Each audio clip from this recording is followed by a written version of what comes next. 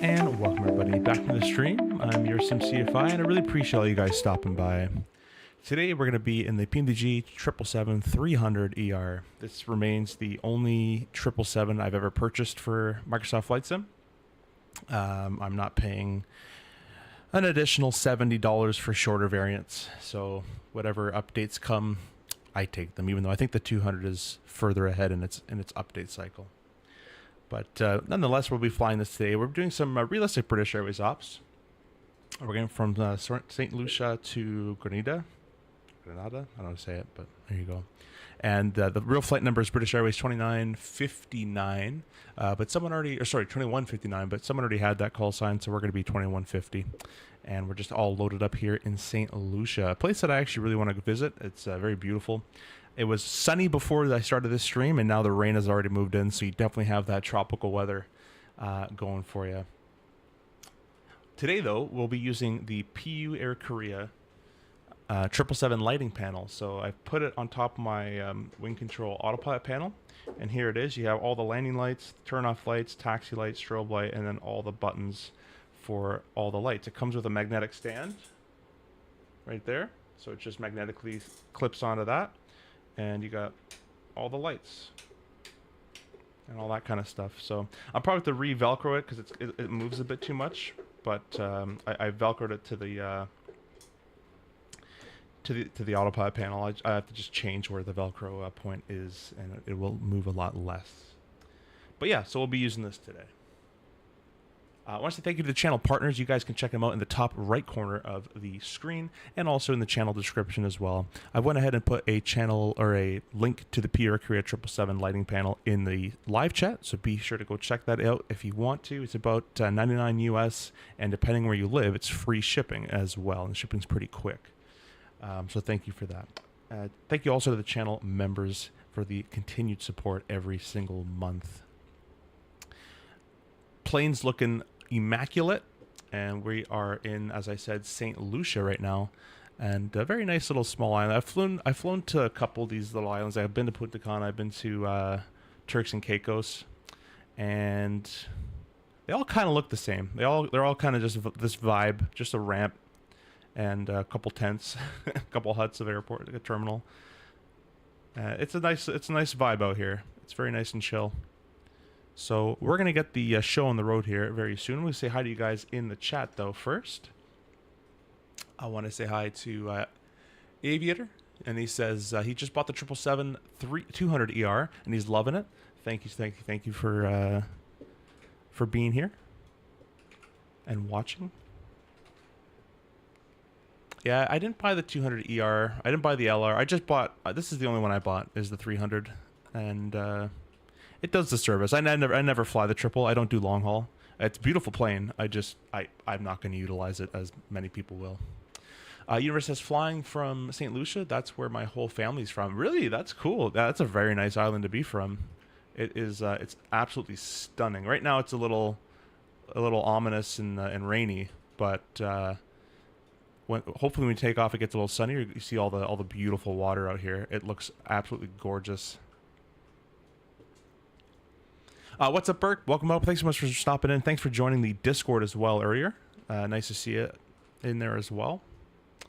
Time XL? No, I can't in good faith do that. In good, yeah, we can't do that. We're going to load up GSX here. We're going to tell it to request boarding. And it's already out of date. I literally did the update yesterday, and there's another update. Amazing. Amazing work, GSX. And we're going to jump in here, and I'll quickly just show you, if I put the camera back on, you guys will be able to see if I turn the lights on, it all works.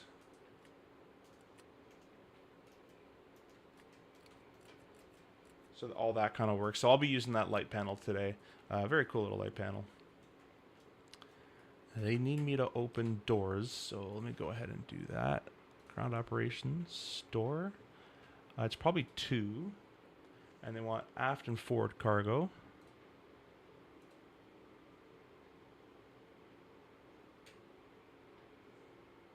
It's not doing it. Yeah, load everybody up.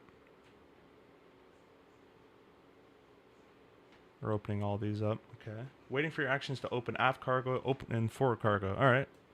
Open. Open.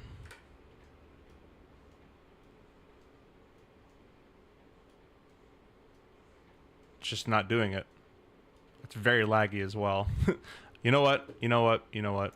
You know what? You know what? Goodbye. You're useless. See you later. All you do is add performance problems. All right. Get rid of that. So we're going to start up the 777 here, starting the overhead panel. And actually, I'm going to start down here. And I'm going to just, we're going to request the ground power. There we go. Might as well put the air conditioning on now as well.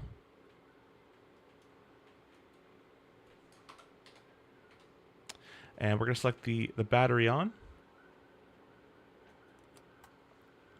And we're going to select the 2 ground powers, primary and external. We're going to be running the Boris sound pack for this as well. We purchased the ultimate Boeing sound pack, so we'll be using that. It sounds really, really good on startup. Speaking about sounds, let me make sure that we are getting the full sound set right now.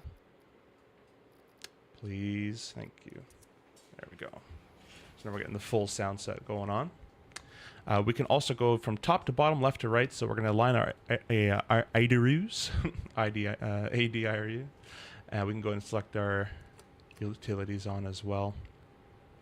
APU is going to remain off. Everything on the overhead panel has been checked on the left-hand side. Coming down the center, the emergency lights can be armed at this point. Our window heats can be selected on at this point as well. Hydraulics are all depowered and offline. The seat belts are off. As let me put the sounds a bit louder for you guys. There we go. As we're still going to be technically fueling at this point, so we'll keep that off. All our lighting, we can select our navigation light on. And that is about it for that panel.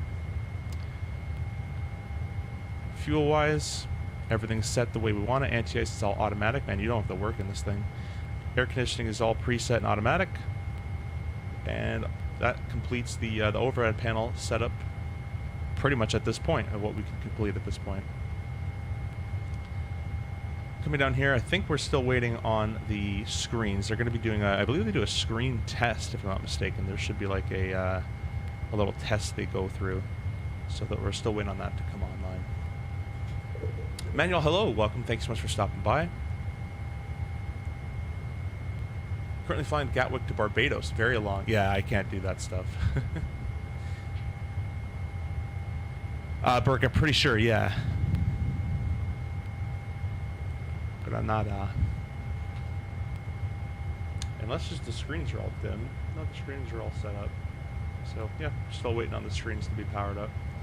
I believe it does take a couple minutes for once the ground power is established for the screens to actually start coming on. You can see they're starting to come on now.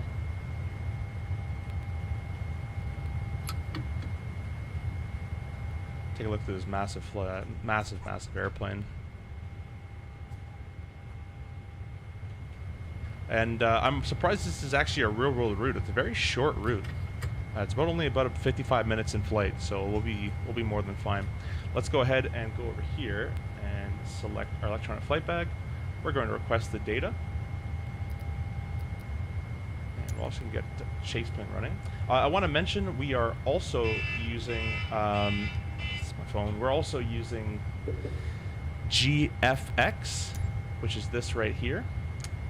And this will do like better contrails, some engine condensation, all that kind of stuff, some vortices, so some cooler effects, and it's called GFX. I don't think it's out just yet for the like main public, but he gave us access to use it, so we'll be using it today. St. Lucia, that's a vibe. It is, man. It's very nice, very nice. What was I gonna do? Oh yeah, I was gonna change my EXP view. There we go. So we'll save it. Comes back to this. Alrighty, we'll leave that alone for the time being. We'll come over here and press FMC actions. And you know what? It is out of date. Man, I'm like the worst streamer ever. Let's go do this. Now I know where it is though. Let's go ahead and install the nav data. Updating FMC. Perfect. Now you're in date. Alright, position. Next page, we'll grab the GPS position and we'll throw it in the coordinates there. The hungry boxes have now been fed. We can select route, request. I should have a flight ID. It's going to be 59, but we're actually 50. Alright, whatever. I like the little button. I like the sounds that it makes. We'll select that. It's not like the 7.3, I guess. Weight balance. Oh, let's load plane from SimBrief. There we go. Alrighty, we're going to be British Airways 2150. Thank you, thank you, thank you, thank you, thank you. Whoa, whoa, I know, tons of messages. 2150 in there. We're going to load the route up.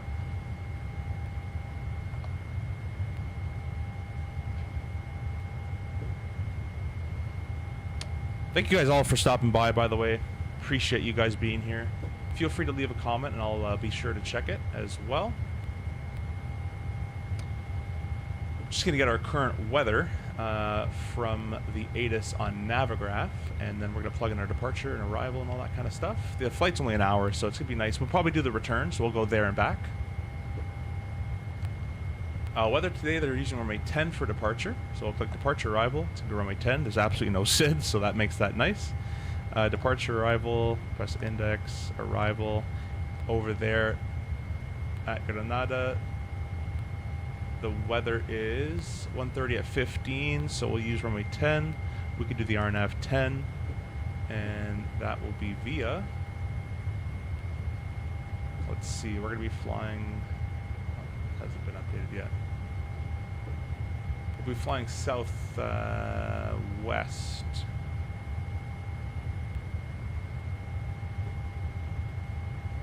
Get the charts back up here.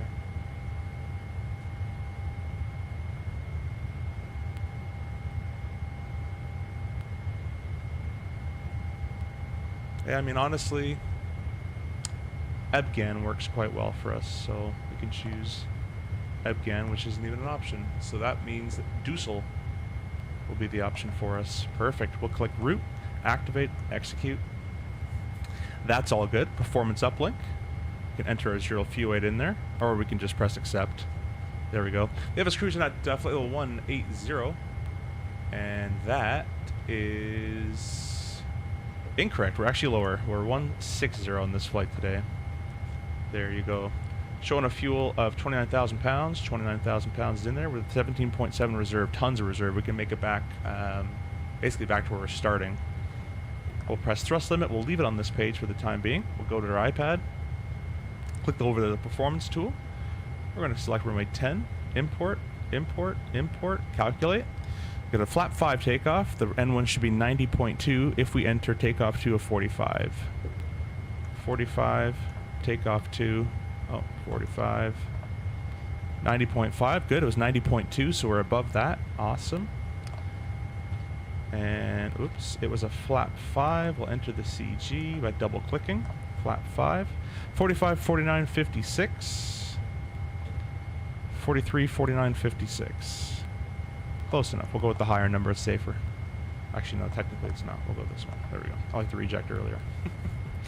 There we go. That's all good. They got a trim of 4.0, which we can set up. I don't know if we're able to do that now. We'll try it. I don't think so. 4.0 is already set anyway, so we're good. Alrighty, let's get the APU online. We're basically ready to go almost. So we're gonna press over to on. Left fuel pump can come on as well, and start. Give you guys some outside sounds. This is the Boris AudioWorks sound pack you're hearing.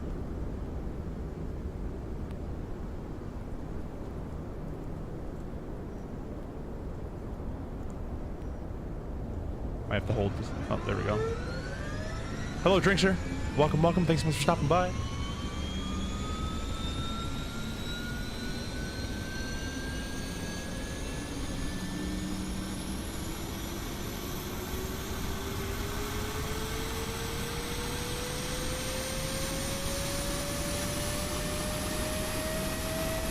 We're gonna hear from inside.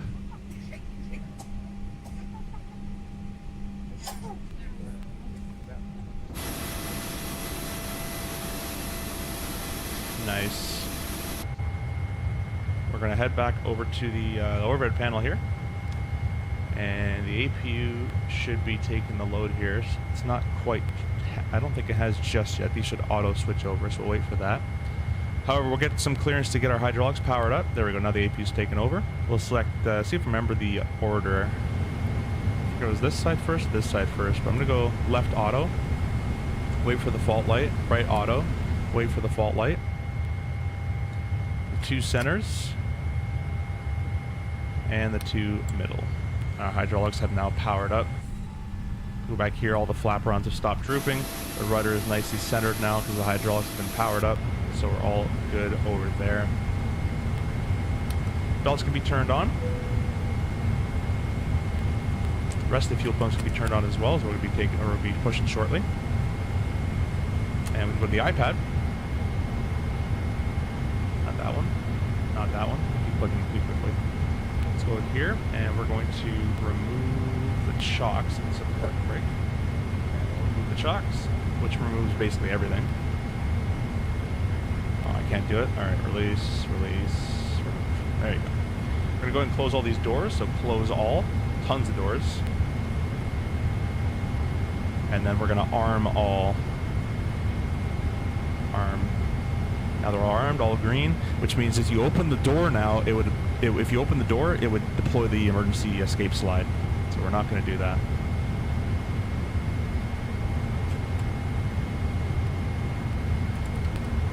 Go ahead and fix that up. Altimeter-wise, press B, but it's pretty much sea level, so we're good to go there. We'll put it.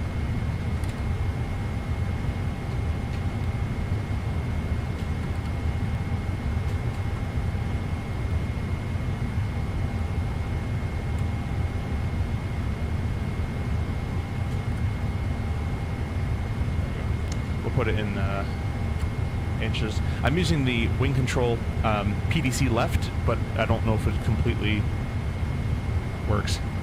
So we'll leave it like that. I like to have data selected as well. So we can go ahead and press data. That'll be good. Awesome. Takeoff wise, there's no SID, so we can do basically whatever we want. The V2 is 56, so we'll do 166. The heading of the runway, we're taking off 10, so it's 105.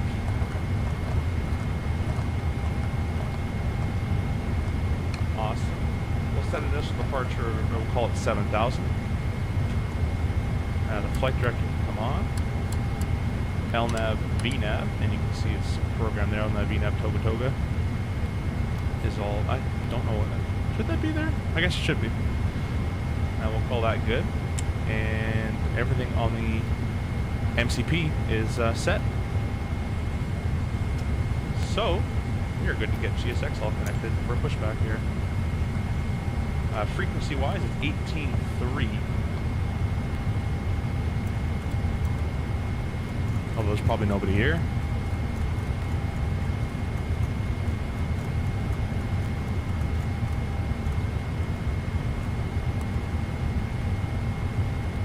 Little stutters here and there.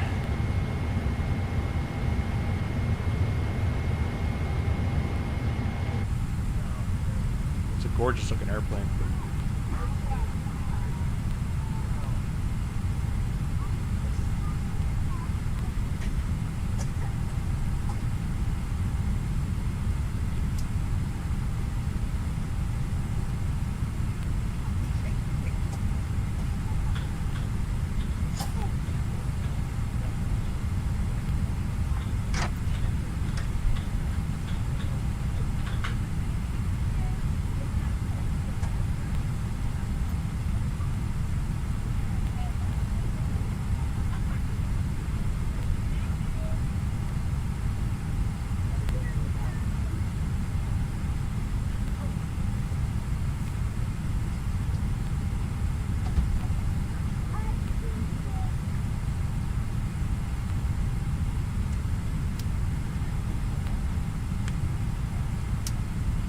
Pick nose left, and we're gonna go ahead and release the brakes.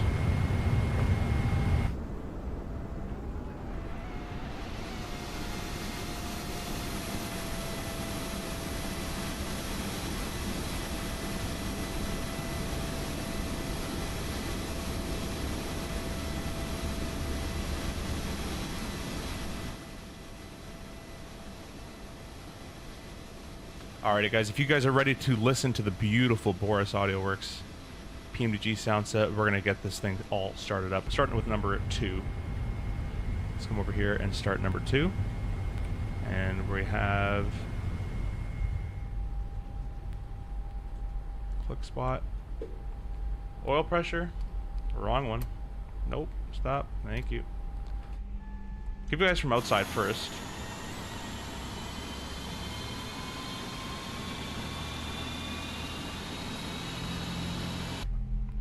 Sounds amazing.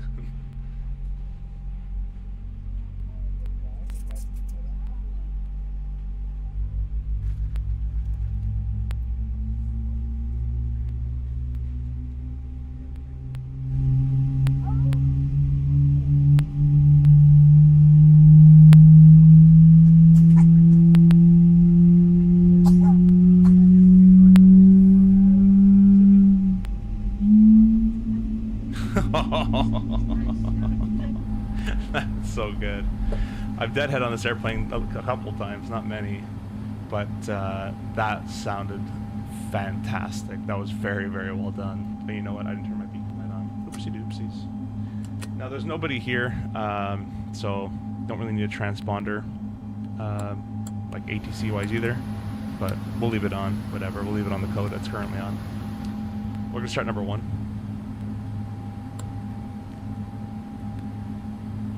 Oil pressure.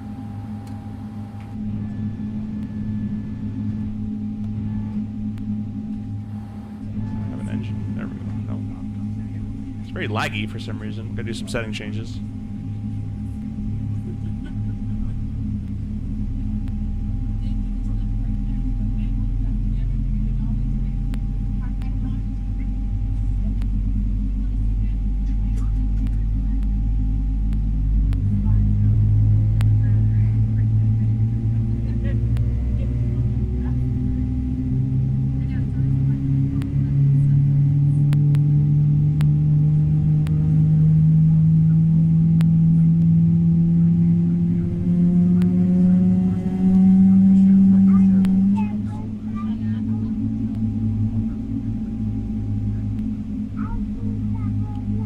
Absolutely fantastic. Sorry, I've been missing some comments here. I was thinking about getting the 777 variant. Can you show if the save panel status load with AP already on? We can try that out on the return, maybe, if I remember for sure.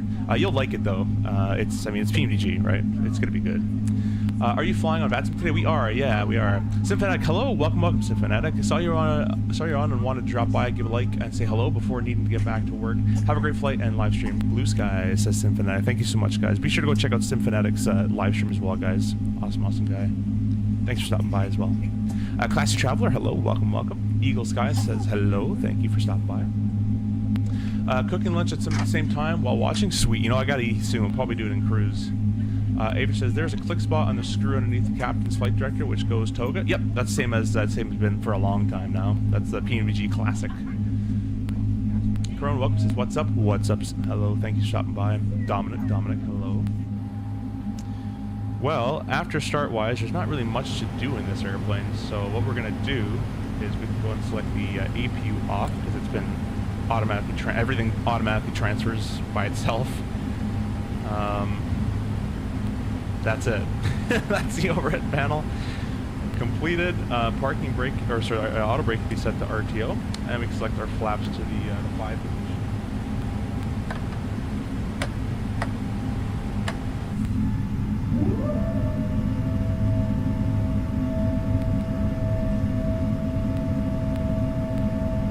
Turkey chili, that sounds good.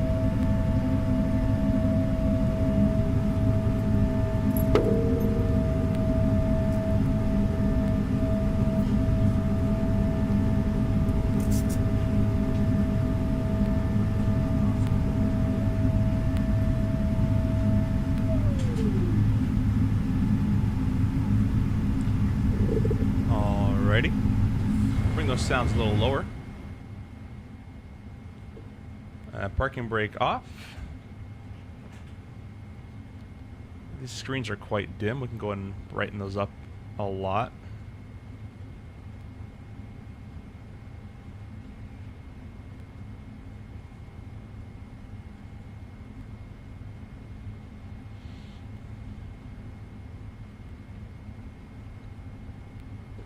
and we'll begin our taxi. We're going to be taxiing via Bravo and backtracking runway 28 or 10 for departure.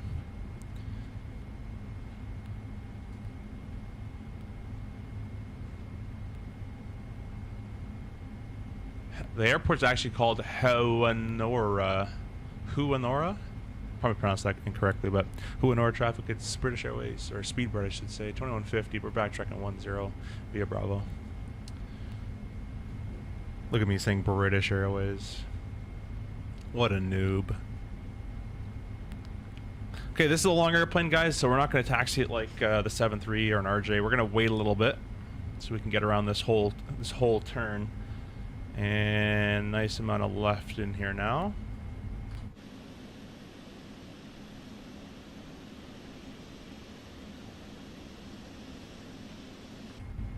Nice. It looks like we're on the grass, but we're not. Alright guys, we're entering the runway here, so we'll go ahead and throw our turn-offs and our strobe as well. We're clear on the left, we're clear on the right.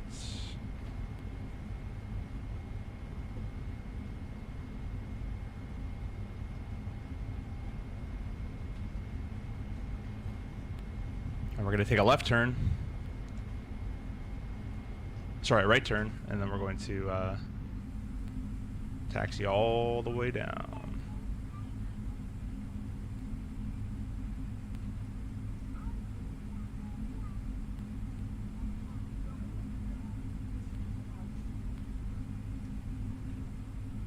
This taxi is really nice, so you can feel the weight in it. It's really cool. It'll be very nice with a tiller whenever they eventually release that.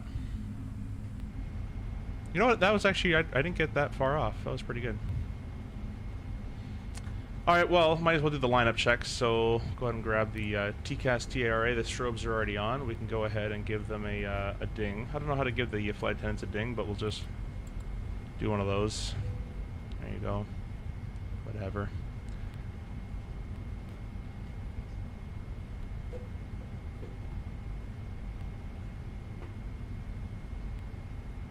Sweet, sweet, sweet. Yeah, we're gonna fly the triple a little bit more. I like flying it. There's just I don't do long routes, so there's no point really for me to do it. Ready for these engine sounds? Listen to this. Look at this shake. Look at that shake. That looks really cool. So let me show you guys GFX real quick. If I put it in cinematic mode. Enable it. Bring it over here for a second. If I bring, let me put a little bit of brake on. If I go ahead and add thrust,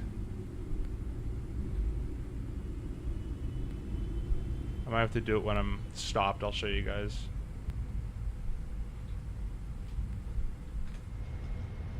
Yeah, we'll do it over here when I'm stopped. But what it does, you can see it has engine condensation. It has a bunch of different kind of effects that puts on the airplane. Some really cool ones are when you're taxiing and, oh, there you go. You can see I have cinematic mode on. So obviously this isn't the condition where this would be happening, but with cinematic mode on, it just turns on like every effect, basically. And if I didn't want that, I can turn it off and it goes away. And it only would come on when I'm actually taxiing in the rain. So we'll turn it on here. We'll get a little slower.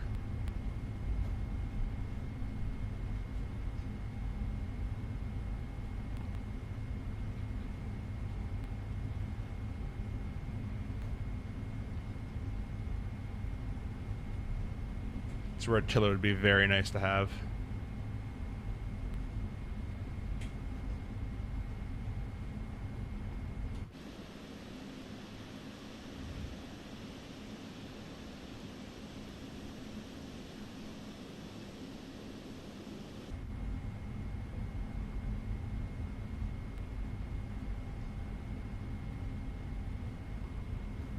We're going to get realigned here. Take a look at that in just a second.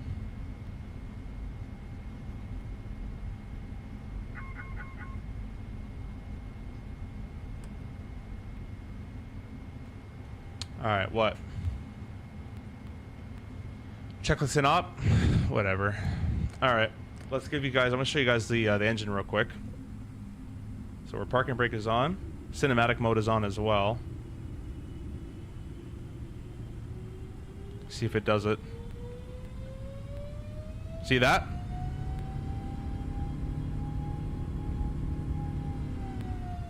That's pretty cool. We'll turn cinematic mode off, and then whatever happens, happens. If it happens to happen, it happens.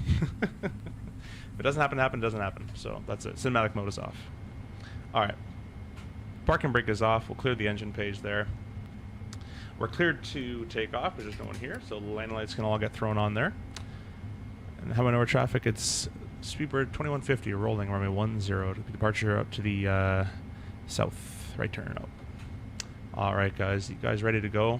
Get those flex emojis in the chat.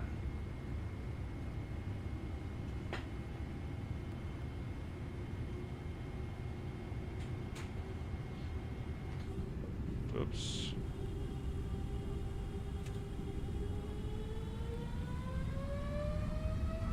Okay, for some reason I am stuck. I already clicked you off, but alright. I'll click harder on my rudder pedals. Give you guys the sounds back here.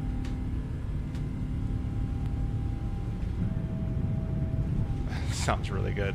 There's thrust depth rating on, just checked.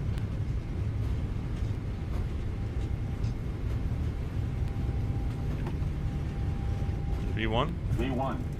Rotate.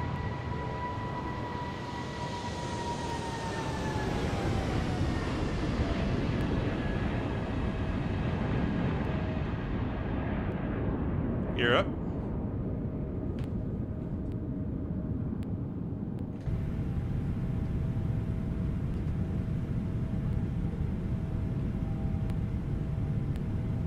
Beautiful, beautiful, beautiful. Wow. Listen to that. Alright, let's start going the right way. You know, I'm going to select the autopilot on because I just want to look at this. There's autopilot selected on. We'll get rid of the cameras. It looks too beautiful to hand fly this right now. I'm going to select flap 0.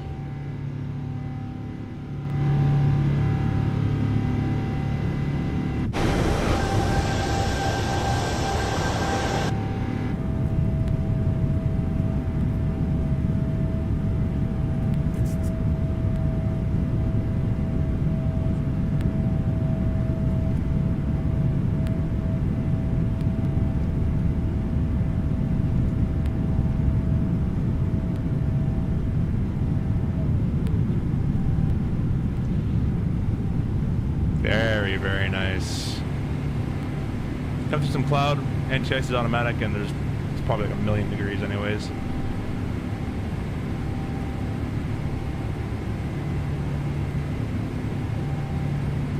We'll just go direct, make it easier. Alright, so we've taken off. We can go and grab our turn-off lights off. And taxi as well. We'll do the landing lights through 10. This is such an easy airplane to fly. My gosh.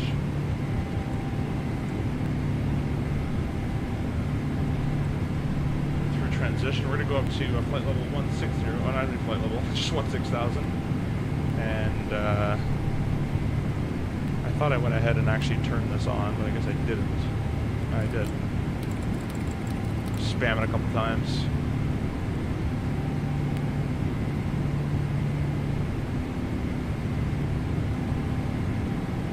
Why we're in TA only. We're through 1,000 feet.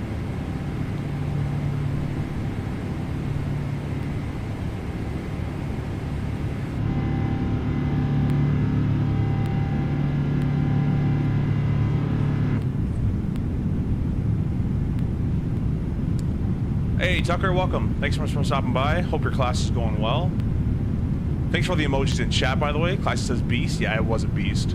It's such a beautiful plane. It's a nice route too. All I did was I searched up shortest 777 routes, and this is what came up. I do want to mention I am on reserve right now, and I'm kind of, I know I'm jinxing myself, but I have 1 more hour until they can't call me anymore. So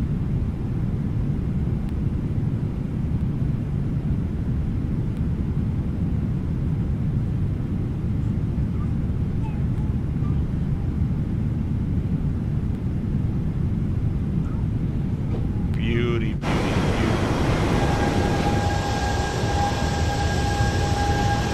Classic orange? Yeah, it's fair.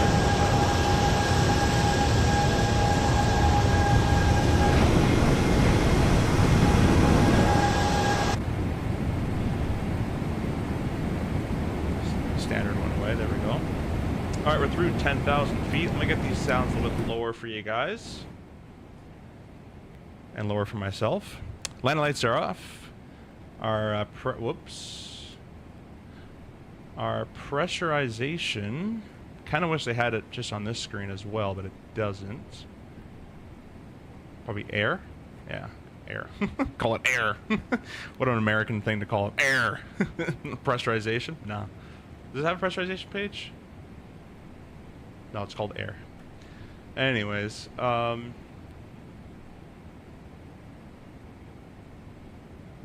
master. Well, they must have it. I swear they do. Electric, hydraulic, fuel, air, door, gear, flight control. They don't. Huh. Got pressure there, but I just want to see this information anyways. Cabin altitude, minus 100s. Everything's nicely pressurizing. We're all doing fine. It's been pretty smooth now, so we'll go ahead and get rid of the... put the belts on auto. There we go. I wish I can keep that information there without having that page, but that's fine. VNAV path speed. 15 for 16,000. No alt alerter. Oh, whoops. Huh. My autopilot panel is jumping between 59 and 16.1. I couldn't go 16, but it's going to be a pretty quick level off for itself here if it can do it. Yeah, nice. Get the engine spool on down. How much time do you get in the airport when you are on reserve? We don't do airport reserve. I'm at home, as you can see. I'm flying a flight sim. I'm being paid to fly a flight sim right now. But we have 2-hour call out. So, oh, sorry, I misread your question. How much time do you have to get to the airport when you're on reserve? Yeah, my company has 2 hours, so you have to be at the gate in 2 hours. So if they call you, you don't have to necessarily, depending on where you live, you don't have to necessarily drop literally everything, but you pretty much have to be quick on. If you haven't showered, obviously go shower. You know, steam your shirt if you haven't done it already. Make sure your bags are already pre-packed. Those are always nice to have pre-done for yourself. And you know, shave, do all that kind of stuff. So do all your things before you go, and then you got 2 hours to get to the airport. So I'm happy. I'm 15 minutes away from the airport, so I'm not far at all. But Mateo, welcome. Released to the show, yeah. Have fun. You're free about to move. Look at the engine shake. Man, that looks good. I really appreciate you guys stopping by as well. If you haven't pressed the like button, be sure to do so as well. If you'd like to help the channel out, we do have channel support through the discount codes in the description.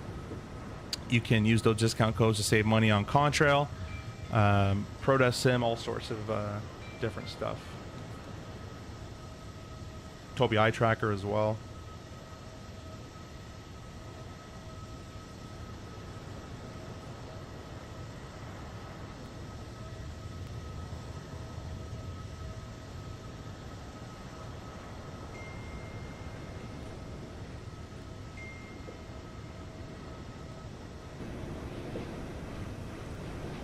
Well, we're already halfway. If you guys want to join us, we're going to be doing Tgpy back to where we just took off from. Tgpy to Tlpl.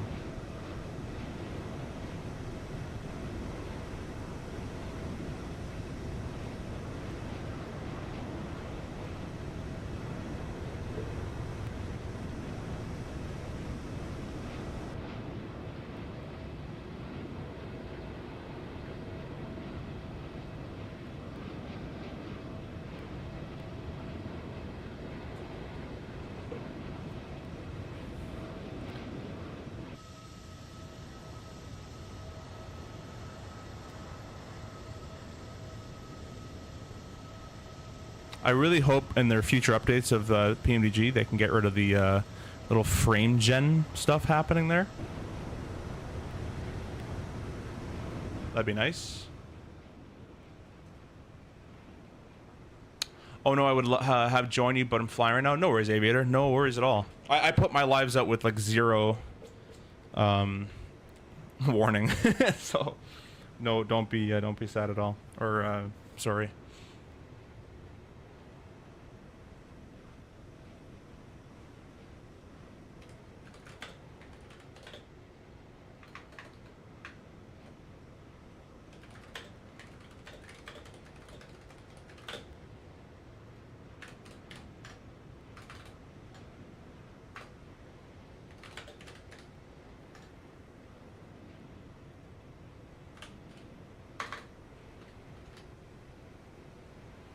Alright guys, I'm going to start a poll. I'm going to start a poll in the chat. You guys answer that poll. What airplane would you like to see on stream next? Which one should you guys like to see next on stream? I have to go to because I'm in class, but have a nice flight. No worries, Tucker. No worries. Have a good class. Pay attention.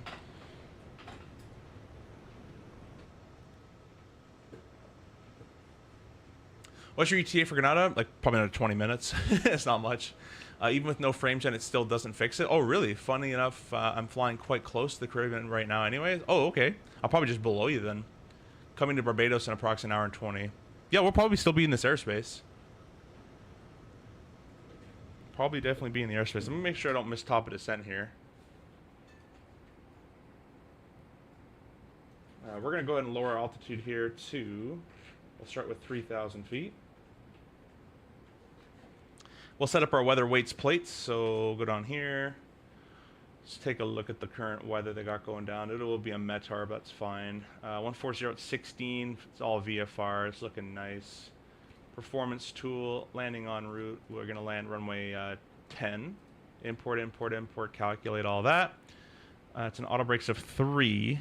Got 9,000 feet to work with 6,200. That leaves me with an extra 3,000 feet. That's more than fine. A VRF of 144. Come down here. We go ahead and connect those all up. Actually, we're gonna go direct Düssel. Please click spot. I know it's an invalid entry.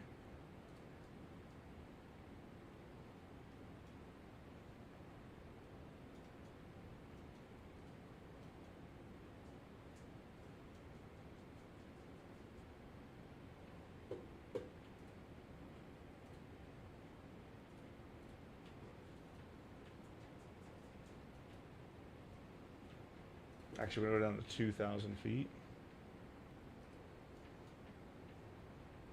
Actually, we're going to go to this Düssel. There we go. That looks better. There's top of descent right there. I got some flickering going on. I'm thinking it's reshade. We're going to turn reshade off for a little bit. Reshade makes the sim look so good, but it does add some performance problems, unfortunately. But it does make it look outstandingly better.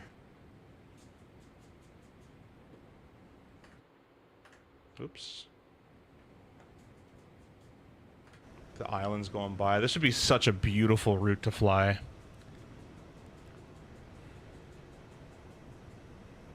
This is a real route, by the way.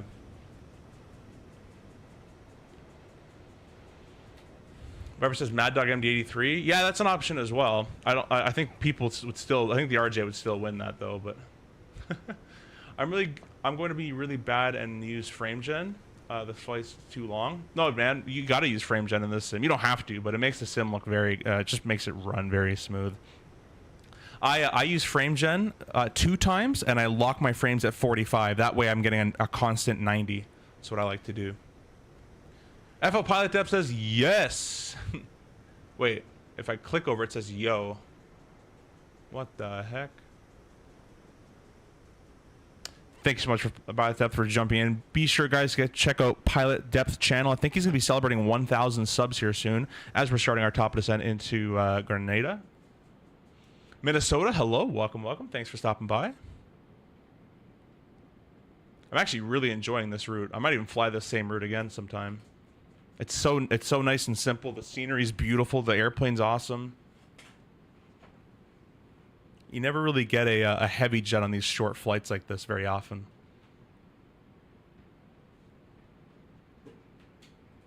All right, guys, enter that poll. What airplane do you want to see next on stream? It looks like the RJ is naturally the winner. I gotta stop adding the RJ in the list of choices there. I just wish Aerosoft would like make it better. It needs like a whole team to go in there and just flush everything out and completely just restart it.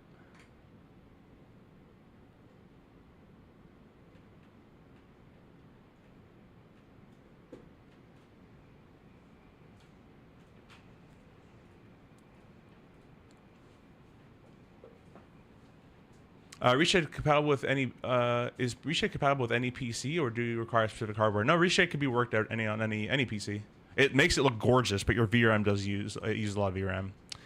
Speaking of lives, I need to make my notifications. Yeah, Minnesota, hit that notification button right now. It's a little bell icon. Really appreciate that. Burke said, love Caribbean flights. Yeah, this is it's beautiful over here. This is how gorgeous it is. Just look at it. Look at it.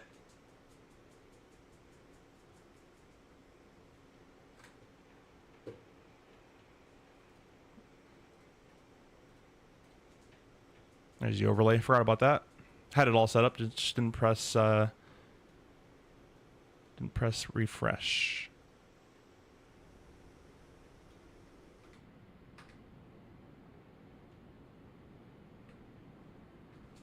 It's really cool. The Moza yoke is moving as the autopilot flies right now.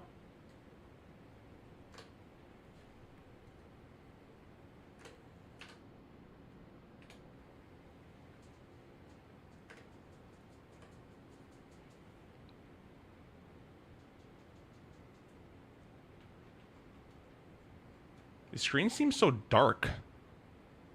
Like they're set to the maximum. A lot of fluttering, glitching going on as well. Reasons unknown. There comes 10,000 feet. We'll go ahead and get our lights on. I'm doing that with the PU Air Korea 777 lighting panel, by the way, guys.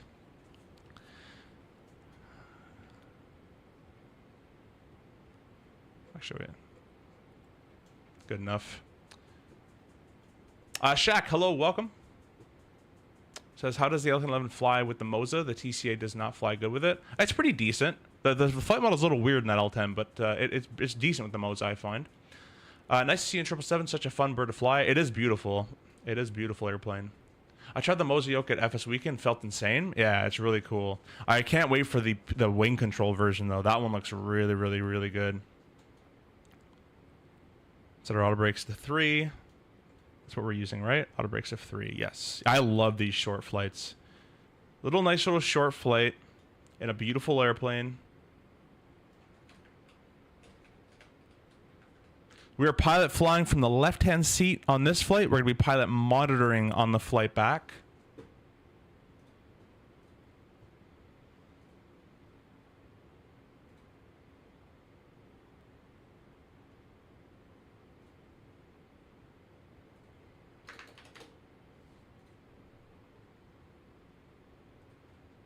I already have the next flight plan set up and pre-filed.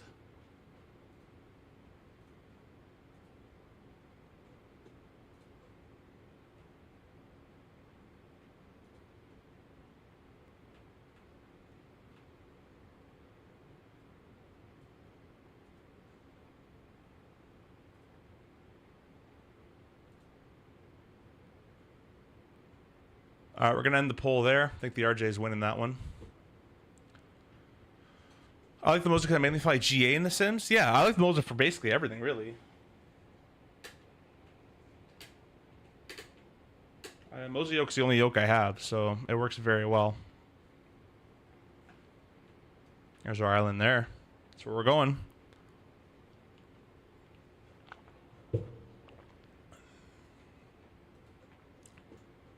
This approach is an LNAV minimum only approach, so it's 550 plus the non-precision additive we add usually at most airlines is 50 feet or whatever they add. So I'm gonna add 50, so it'll be 600 on the minimum, but it's a visual approach anyways, so it doesn't really matter. But we'll set.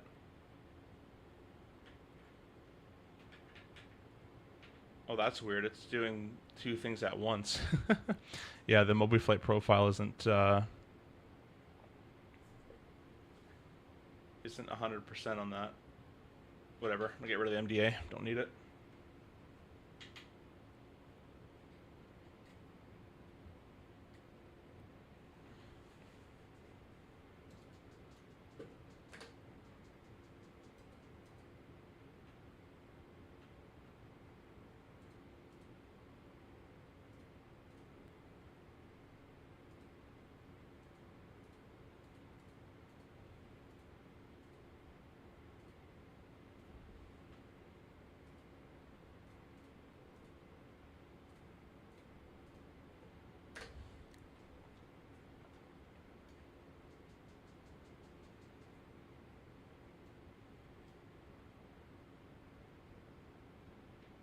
So basically, we just leave LNAV VNAV armed, and it should do the rest for us. Drag required. We can do that.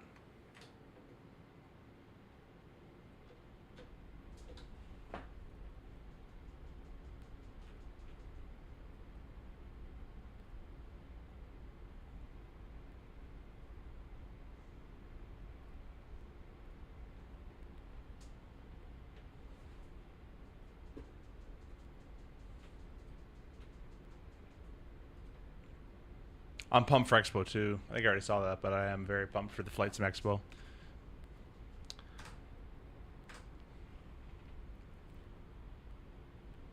right, guys. What we're gonna do is we're gonna do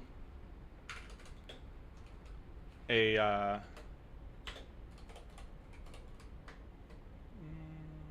we'll keep it going. That's okay. Never mind.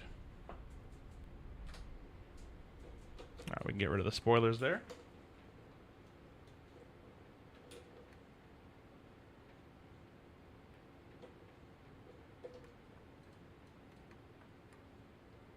Spoilers are armed. From the UK, not sure whether to come over for the Flight Sim Expo. Seems like a pretty... yeah. It is quite far for you. I think it will be worth your time, but it will be quite far.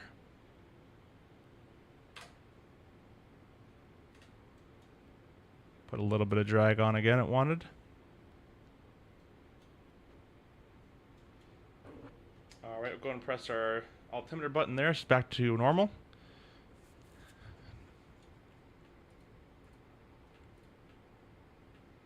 One 1013.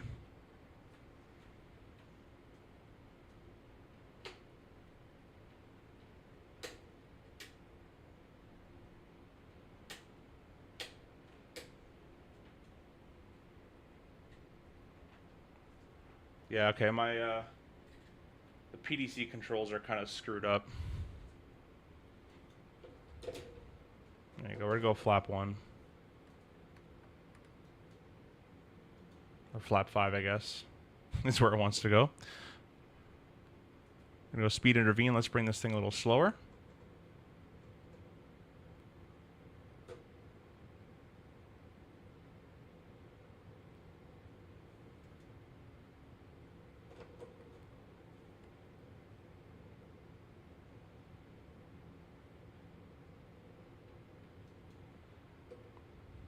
Gonna use a little bit of boards for this.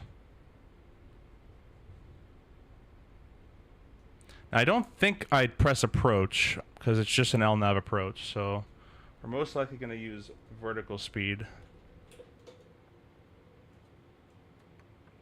Go ahead and arm the spoiler once again, flap 5.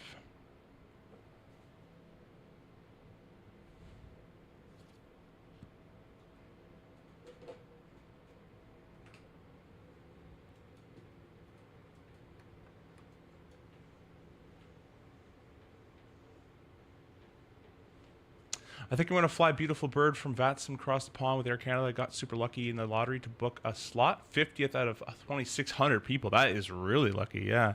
I would only do it if I got the chance to fly the Concorde, but they don't allow it apparently, so. Alrighty.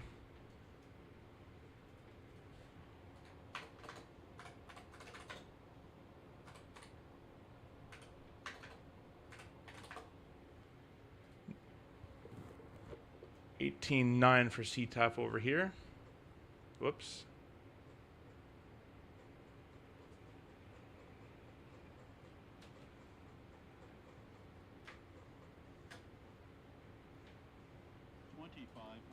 Check.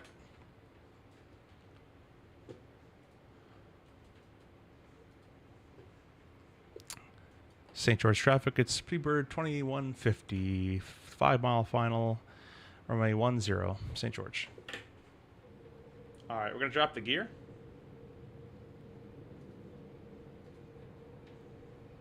And we'll start adding our flap 15.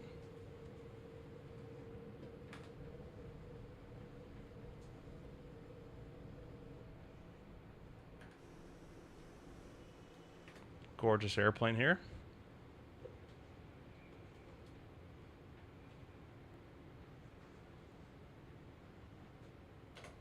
You know what I didn't do? I didn't even do this. That's good. Wait. There we go.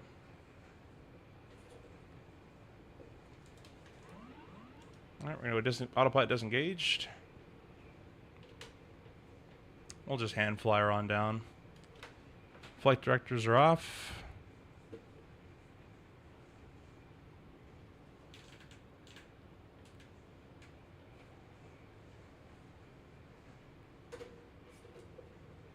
Flap 30. I'm gonna throw the camera on.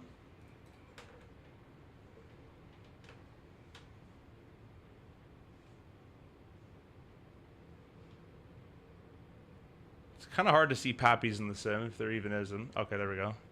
We are high. I feel like I'm always fighting this airplane. Like, I know they're trying to model the fly-by-wire and all that kind of stuff, but I always feel like I'm fighting it. Like the trim, you can't really trim anyways. It doesn't feel good to fly this airplane in the sim for me, personally.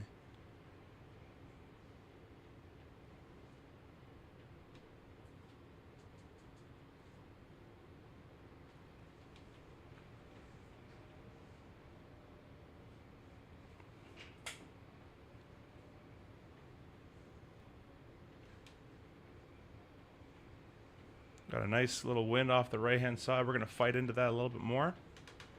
Let's keep that nose down, though. 500. Check, stable. Sync rate. Yep. Sync rate. 300.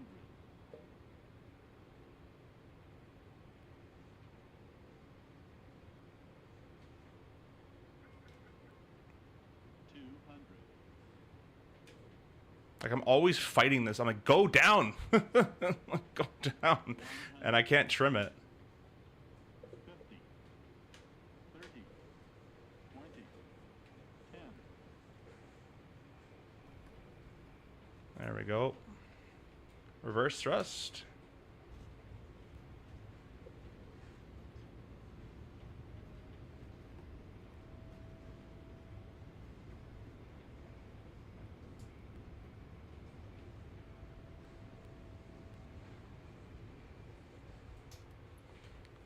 Manual braking.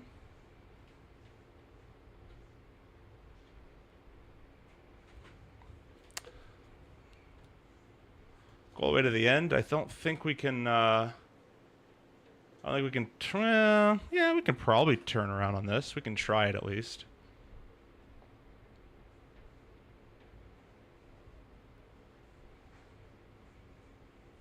Yeah, I've never ever liked the flight model of the 777. I've been told by real pilots it's like crazy easy to fly. But in the sim, I think they're trying to model the fly-by-wire aspect of it, which is awesome. But like, no, we're gonna go to the end. We don't have enough room for this. It just feels like I'm telling a computer what I want to do, which is telling another computer what I want to do, which is giving me a data. Like, it's too many.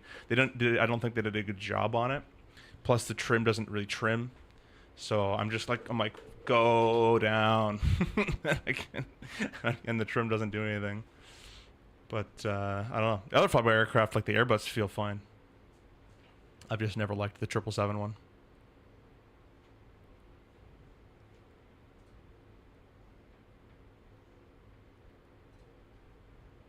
Also got like my slot is tomorrow, 1700. That's pretty good. Yeah, that's pretty good. Nicely done. Thanks so much. Captain says, turn on the trim ref in the FMC. Allows you to... Yeah, but that's not a real thing. And with the Moza yoke with force feedback, I am actually able to... you're able to feel it's out of trim. Like, I'm having to hold it down. Like, I can feel I'm having to do this, and I'm trying to trim it. I'm trying to trim it out, but it doesn't... it doesn't matter. Captain Canada, thank you so much for jumping in, and thanks for the tip as well. But yeah, that's not a real thing they would use. Obviously, I know it's for flight sim and they put it in there, but I should be able to feel it, hold the trim off, and make it work. But I never find it works in this one. So it doesn't hand fly well. It hand flies beautifully until the trimming part. It just feels like trash, but that's just me. Maybe it's a Moza yoke software problem. I know some airplanes do have that problem sometimes, but yeah. And make sure the trim even works. Watch it be me. I don't even have it mapped. No, it's there. Yeah, it's moving. So it does move. I guess Pmdg screwed up on the fly-by-wire in 777. I don't know. I've never flown a triple. Maybe that's how it flies. I don't know, but I would doubt it. You see them in the triple on the like the Just Plane videos. They're doing like this. Like they're barely doing anything. Whereas in this sim, I'm having to really like constant like fighting this airplane constantly. And with the Moza yoke, it doesn't have. Like, obviously has force feedback, which the 777 doesn't have because it's fly-by-wire. So, but you still are able to feel the amount of force. Like, if I'm having to hold level by holding this much force down, I should be able to nose trim it down as a feeling thing, if that makes sense. So I'm not getting a force feedback from the airplane in a sense, but just the amount of force that I'm having to hold forward should tell me to trim. Anyways, let's do our after landings here. Get all that kind of out of the way. Go and start up the APU as well.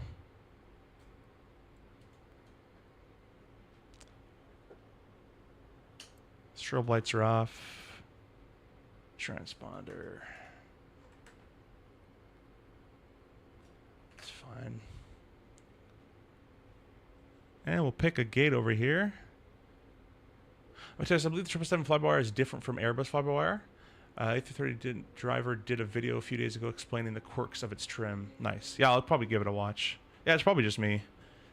But it always felt weird.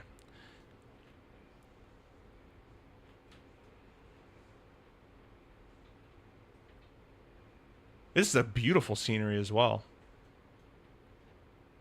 I don't think I'm quite on the line. I'm going to do one of these. There we go. Obviously, we can get GSX and all that stuff, but GSX seems to always give me problems. So we'll do that right there. Parking brake is set. You know what? Never brought my flaps up. We'll do that. Let's see how good the parking is. Could be better. Could be worse. Could be better. Could be worse. Waiting for the APU on, and then we'll be... There it is. APU running.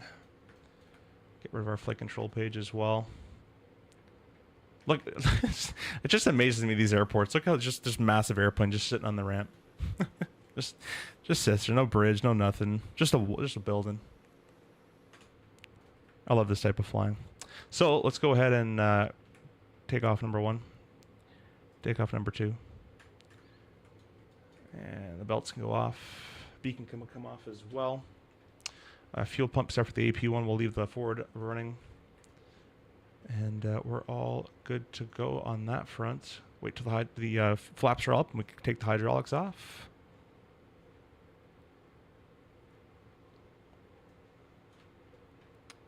Alrighty. I know the order. I think I know the order to throw them on. I don't know the order to turn them off, so I'm just gonna do it in the opposite order, I guess. And we'll call that good. I don't think the order actually really matters, but maybe it does. I'm not sure. Let's go ahead and... I'm not even going to mess with it because it's going to add problems.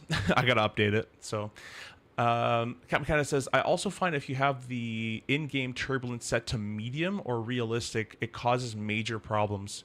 Msfs just takes the wind and swirls it around to mimic turbulence. It's awful. Yeah, that's funny. You know what? I have seen that sometimes when you're landing and you can see the icon just like doing this. Yeah, I don't know. Like, I guess we need a replacement. Like, would you use active sky for turbulence, or like, how would you go about that? Because if you turn it off, wouldn't it be a little too? It'd be a little too too smooth. No, just kind of too stable. Because I find some airplanes that turbulence feels pretty good, and then I find some others where it doesn't feel good at all. But anyways, guys, let's go ahead and get set up for the next flight. The next flight's already been preloaded for us, so we're going back to St. Lucia. I'm going to disconnect and reconnect as 2160. If you guys want to join in with me, feel free. We're doing Granada to St. Lucia, back to where we came from.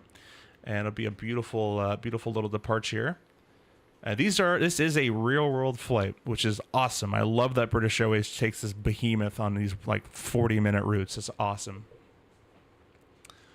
Matteo says, what scenery are you using? Let me get the sceneries for you. I got this one on Contrail. The St. Lucia scenery I bought on Sim Market, and then this one I bought on Contrail. I believe the St. Lucia was Tropical Sim, I think, or Tropical to Sim, or one of those. And then this scenery that I'm using right now for Grenada is... Whoops, nope. Let's go back. SLH Sim Designs. And you guys can use the Contrail discount code in the description if you'd like to pick up any of this stuff. Just keep in mind it is a one-time use for that code, unfortunately. Microsoft got the worst wins. It does, yeah. Captain says, yep, I have it set to low and use Real Turb Cat add-on. It's top-notch. Oh, you know what? I might give that a try. Is that on Contrail? I think that's on Contrail as well, right? I think you know what? I might already own that. I think I already own Real Cat Turb. It's Real Cat Turb, right? I think I already have that on Sim Market. I can give that a try for sure. Matty said, I believe the difference in the 777's flyby is speed stable, and while Airbus flyby is pitch stable, the 777 tries to mimic how a non-flyby airplane would fly. Yeah, I mean, at the end of the day, trim is trim. What you're trying to do is you're trying to alleviate pressure. So if I'm having to hold a certain pitch for a certain speed, let's say like this, and I want to keep that, I'm going to trim nose up for it, or nose down for it, and I should be able to feel that like force.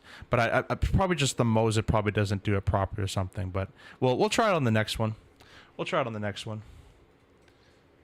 I also find sometimes I've actually checked the flight control page, just testing around, flying around with the gear and flaps, and I'm starting trimming, and it doesn't really do anything. Like I'll hold it for like 10 minutes, and it moves up maybe by 0.5 or sometimes not at all. So I feel like the trim doesn't even trim when I ask it to trim, which is kind of strange. Which I don't know. We'll see what happens there. Just out of curiosity, have any RJ flights been planned? So we just did a poll actually this stream, and the CRJ was picked as the next airplane to stream. So we'll probably go ahead and do a CRJ stream either tonight or tomorrow. I'm off till Thursday, and I am on reserve for another 30 minutes. So there is a possibility of me being called out to go fly right now, but we'll see if that happens. I don't think so. Usually not in the last 30 minutes. The default turbulence is pretty broken, but I do keep it on sometimes, or it feels on rails. Yeah, I'm going to try what Captain Canada said, which is turn it to low, and then use Real Cat Turb. Real Cat Turd? Yeah. Yeah, I've had mixed feelings about Real Cat Turb in 2020. I didn't like it all that much. It added some cool stuff, but maybe it was conflicting. I'll give it a try. I'm always up for trying like whatever. I don't really care. Medic says, 777, it's been a minute. Yeah, I haven't flown the triple in a long time. The SLH Sim Designs had a wonderful 10-pack that was Reddick, cheap on sale. Oh, okay. I didn't know that. I think I only have this one from them, but maybe I have more. I'm not too sure. Burke says, if I get the 777, we'll test the hand flying with TCA. Yeah, give it a try. I've flown this with the TCA a long time ago. I mean, I've flown with the Satec yoke. I've flown this with the T-Flight HOTAS joystick. I've flown this with the TCA, and I've flown with the Moza. And it's always felt strange to me. It's always felt like a disconnect between, like, airplane and, like, user. And I think that's because they're modeling the fly-by-wire, but it doesn't really work with, like, the pitch feel and all that stuff that the real plane gives you. So it always felt strange. Also worth noting that 777 in 1 second of continuous trim is equal to trimming 10 knots of airspeed. If you're trimmed out for 160 and then you trim down for 1 second, your trim is 170. Yeah, you should be able to feel the effect as well. Is it just me, or does the scenery look so bright that it's washed out? It's probably because I turned reshade off. I had, I think, these ones turned on. And I'm also running this sim at -0.3. I can also do -0.8. By the way, guys, these are my settings. I find locking the game at 45 with DLSS 2 times gives me a constant 90 FPS, and it's usually buttery smooth. And this is kind of what I run. If you guys want to use that, feel free. Oh, what I also meant to do was turn that back down.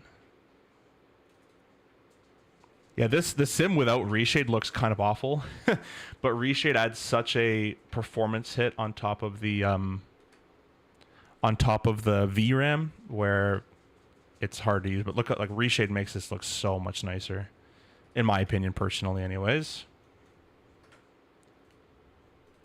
go back to 0.4. But it is a very bright area. I mean, the Caribbean is super bright, and the tarmac is straight up white, so it probably does reflect quite a bit. But anyways, let's stop talking. Let's get the show on the road here. We're gonna go back to St. Lucia there. So we're gonna go ahead and actually we'll go back to this and press per weight and balance, load sim brief. You can do that. FMC. In ref actually index position. I don't know if they do this in the Boeings. In the triple, we actually, or in the RJ, we reset our position, but maybe we'll just leave it.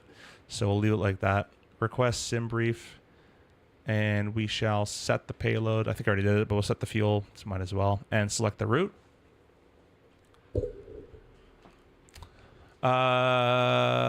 Okay, hopefully you have make this. Wait, sorry. Okay, hopefully you can make the stream. I've been flying the RJ for some flights and like it, though it's a handful of very short flights caught me off guard. It will not try to save you. The RJ will try to kill you.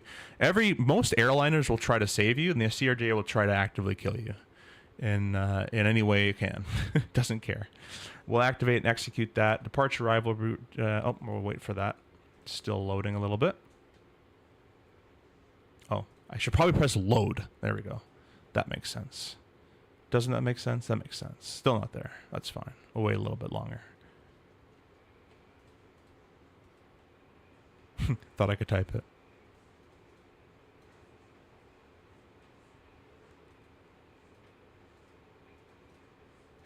It should have the runway there. It has those. Huh. I'll just do that. Departure arrival. Oh, now they're in there. Departure arrival. We're probably going to take the... there's no RNAV. Oh, no, there is. RNAV 10. We'll take the RNAV 10. And... let me quickly see. We're going to be flying back. We'll be flying...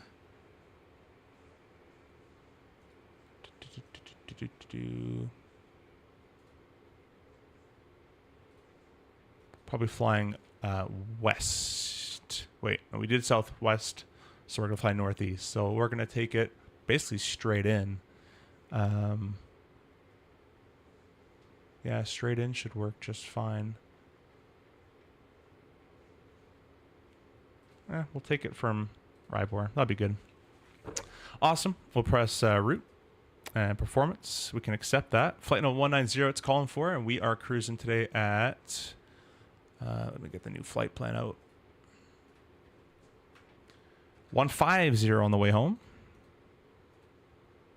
We'll input the CG, or it's not the CG, just zero fuel weight. Put that in there. Thrust limitations, we'll go over here. And we'll get our performance tool all working up. Takeoff, import, import, import, import everything, calculate all that.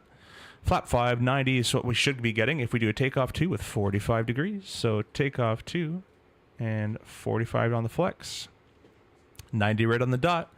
Takeoff page, the CG goes in there. Flap 5 on that guy. We should be expecting 42, 48, 54, 42, 48, okay. It's only 2 knot difference on V1, so that'll be perfectly fine. 54, we'll set 64 in the MCP. Right there. We'll select route, and we'll press route copy, so we have a secondary just in case. On the overhead panel, we can go ahead and get our hydraulics re-energized. So we'll get the left one in auto, right one in auto, 2 centers. It's weird that the air conditioning is stopping. And our hydraulic pressure on there as well. Let's go ahead and get GSX all connected. Quick little turnaround here. The 777 is such an easy airplane. Everything's automatic. We'll get our fuel pumps on as well. There's like nothing to do in this airplane.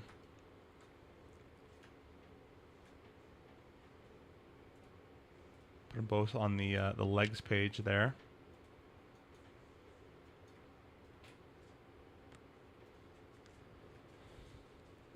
Beautiful, beautiful plane. Absolutely gorgeous.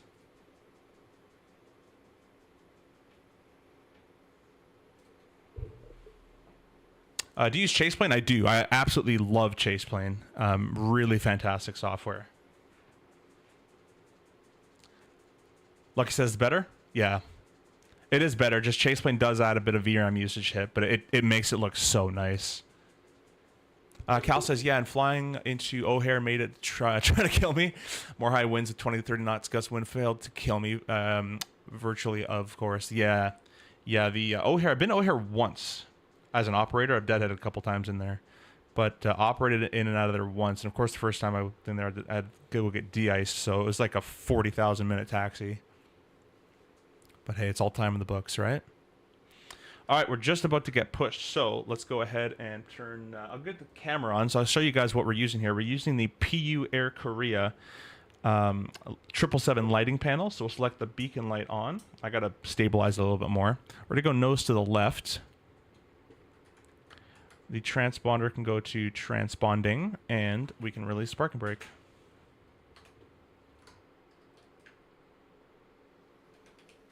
I set up our MCP here. I'll do it on... I have a... autopilot panel that I can do it on.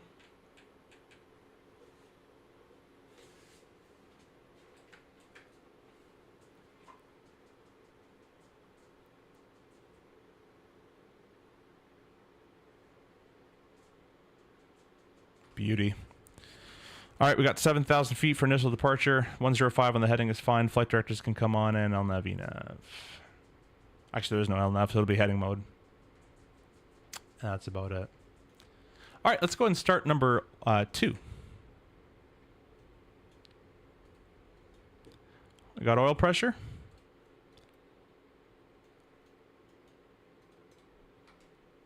Yeah, see how it makes the transitioning a little laggy with reshade, but it just looks gorgeous, doesn't it?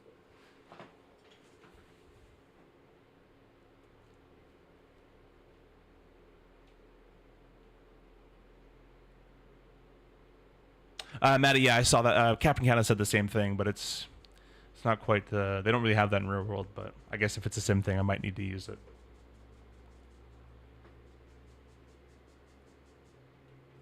I was hoping the Moza could simulate it, but... I'm going to put these sounds up for you guys. What am I doing here? There you go. Watch your ears.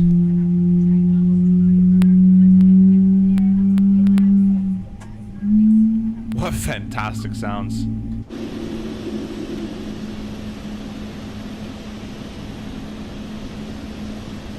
Let's go ahead and start number 1. We have oil pressure.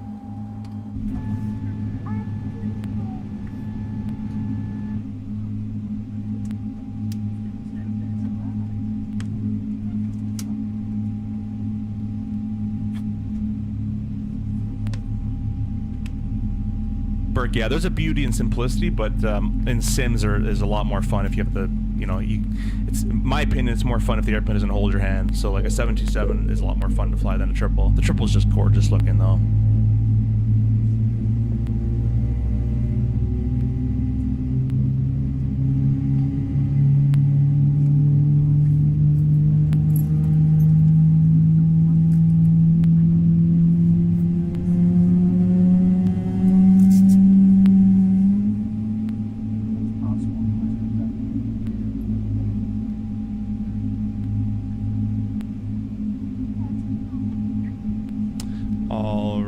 King Bob says you've been using the AY210 for a bit now. You still dig it? Yeah, it's still awesome.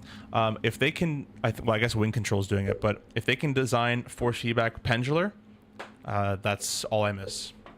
That's all I miss. The force is amazing. I just want a pendular version. But yeah, it's still great. Still holds up. It's been a beast. All metal. Matt says, no, the blip trim is something that does exist. Reward you, when you are within a few knots of current reference speed, clicking the trim switches sets it to your current speed. Okay, is that a button I need on the yoke to map? Is it in the controls? Because that'd be pretty cool. Are these default sounds or Boris? These are definitely the Boris sounds, my friend. These are all the Boris sounds that we're using today.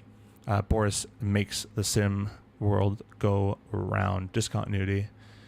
Yeah, we're going to leave it like that for a bit. We'll be runway heading for a little bit, so... We'll set flap 5.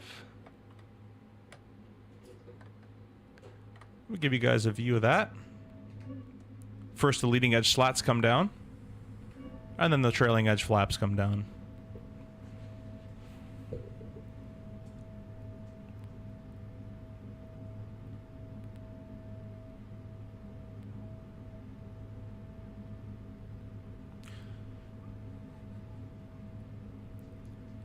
And by the way, guys, if you guys are just tuning in, we are using the brand new GFX. This is not out yet to the public, I don't believe, but it adds a lot of things like condensation, vortices, better contrails, all that kind of stuff. So it is really cool. I showcased it on the very first takeoff. If you want to go back to what it looks like, we used it on the first takeoff. It's still working right now, but it takes the environmental conditions and only applies the effects when it should be applied. So what I'm going to try doing is taking off the frame rate limiter. And that might help the transitions of views with reshade, maybe. Alrighty, the parking brake is deselected. We're about to enter the runway, so we might as well just throw the strobe light on now. And we'll be taxiing runway 10 for departure.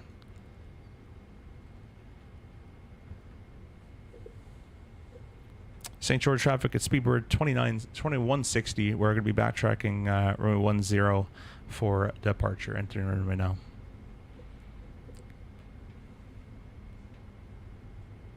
Alright, turn-offs and taxi can come on.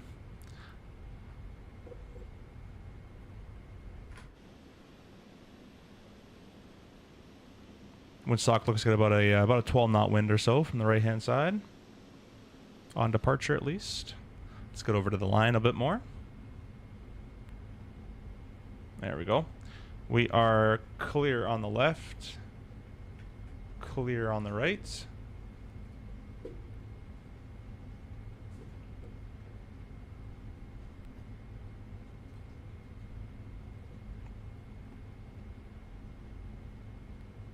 Alright guys, so we were pilot flying from the left-hand seat on the way in, so naturally like any airline would, you're going to be pilot monitoring. The left seat would be pilot monitoring now, so we'll switch to this side for our flight. Gotta bring these screen brightnesses up now too.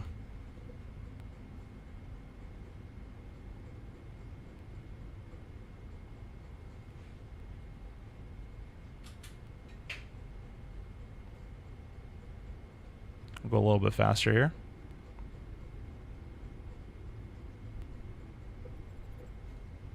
Alright, we could just select the TCAS TRA at this point anyways, why not? Oh, I'm being a bad person, forgot my beacon light, look at that. That's why we have checklists, people. That's why we have checklists. But I ain't using one in video game land. All you have to do is just quickly click the trim switches in either direction. The ones that I've mapped are these ones here. But if the one's on my yoke, then that works even better. Big Mac, hello, welcome, welcome. Thanks so much for stopping by. We're in a plane you probably haven't seen me in a long time. We're flying the 777 by Pmdg.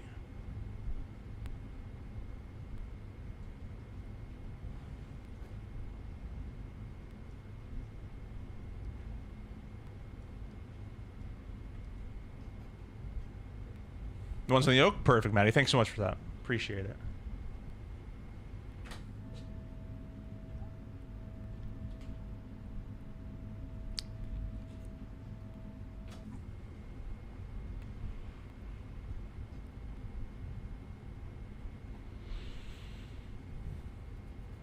Big fan of the 777, Big Mac? Sweet. Yeah, this airplane is, it's beautiful looking. It's a little automated, it's a little too automated for sim use, but we'll get the APU off there. But it definitely is nice. It's so automated that I feel like there's absolutely nothing really to do.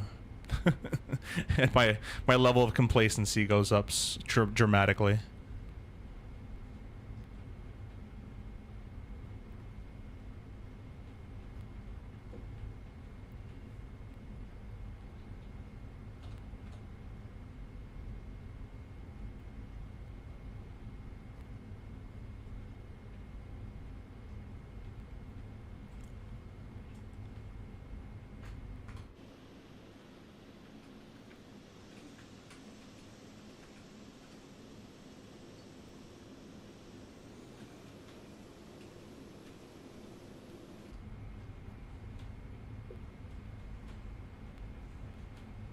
I like that you can stay idle through that entire turn. We're so light. We don't really need any power.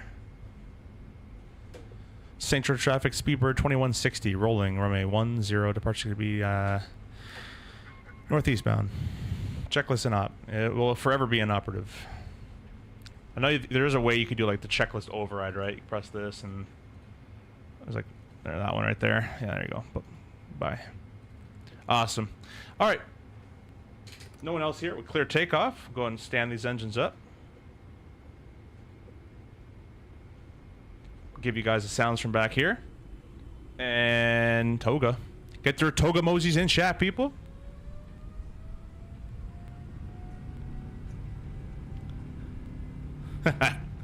That sounds absolutely fantastic. A little bit of right aileron for the win there. Doesn't need much. This is the big airplane. The 380 was checked. Gotta fix my rudder. A little too sensitive. Rotate.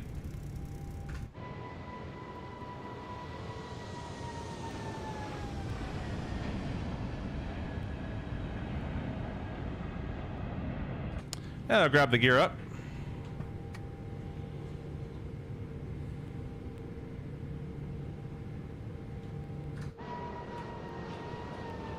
Oh, that's kind of a bad view, Chase Plane. Why would you give me directly below me? Beautiful, beautiful, beautiful. Alrighty, let's go ahead and go direct. Rybor, we'll execute that. LNAV mode. It didn't work.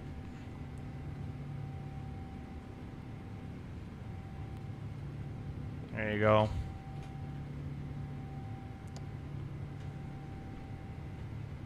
Oh, it went to route 2. Isn't that awesome? All right, let's just go fix this really quickly because I think I've been clicking too much stuff. We're gonna go heading mode. We'll go up to right up to 15,000 to start off with. Throw the autopilot on. Route 1, legs, rebar, go. Good. LNAV. Flap 0.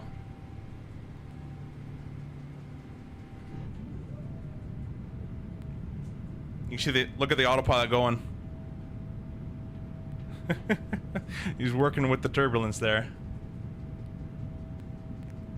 Let's check this to work, but you check. Yeah, I know. Yeah, I was just I'm not going to do checklists in a sim.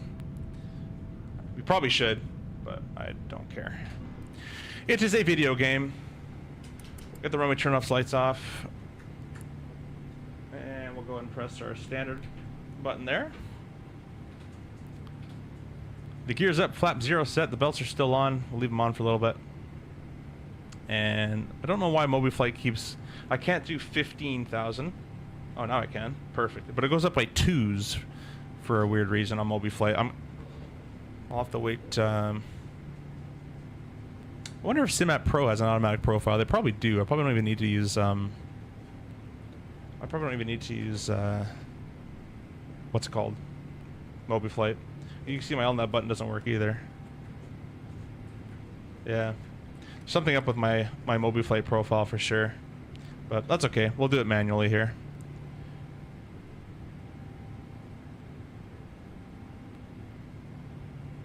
Yeah, that's very strange.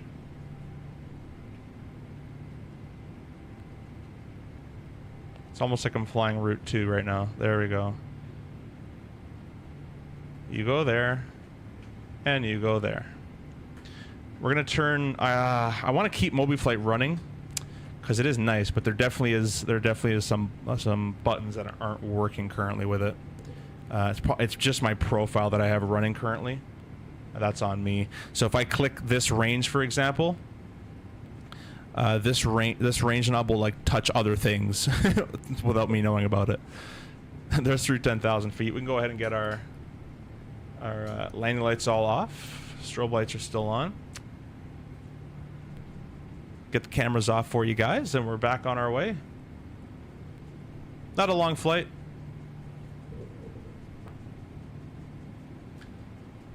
Cal says little automated. That's an understatement. Yeah, it's understanding the fact. Yeah, it's quite automated. True that. It's hard switching between fully automated and the classics. Yeah, you just I get so complacent. Like there's nothing to do. I'm just gonna set thrust and call it a day. It's such a nice plane to fly in terms of ease of use. You must be knackered after that heavy workflow. Oh man. Turning that APU off and the flaps to 5 in the after takeoff or the after start really got to me, bro. You just call it a video game? Shame. It is a video game. It feels nothing like real world.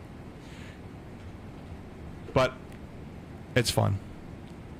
And I still enjoy it. The systems are good. But all the flight models are... Even if you had the best flight model in the world, the components you're using to actuate with that flight model, like a Moza yoke or anything like that, without the feeling, without the sound, with all that stuff, it's not even, it's not close. But it is very close to the, like, except for, again, the motion and the feeling and all that. It's close to the sims we train on. The sims don't feel like real life either, even though they claim they do, but they don't.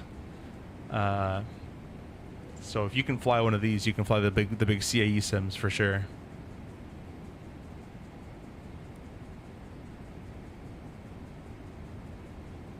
Yeah, Burke, we're going on the way. That was my cat. Damn, I already see the top of descent. Yeah, man, this is my kind of flight. Guess you got a lot of workload. What's the 777? Never mind, you can chill. Yeah, we don't have to do much of anything.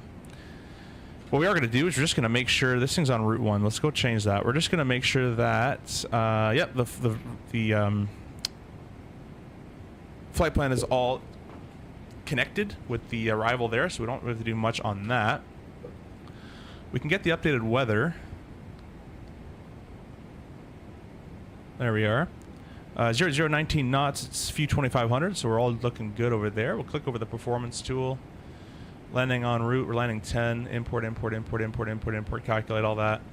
43, using 6,000, wait a minute. Yeah, that's correct. Using 6,000 out of 9,000 feet, extra 3,000 feet remaining. Auto brakes of 3. Index, it said what did it say? 469, 143.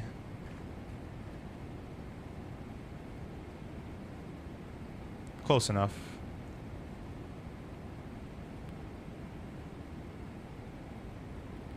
There we go. That's all been set.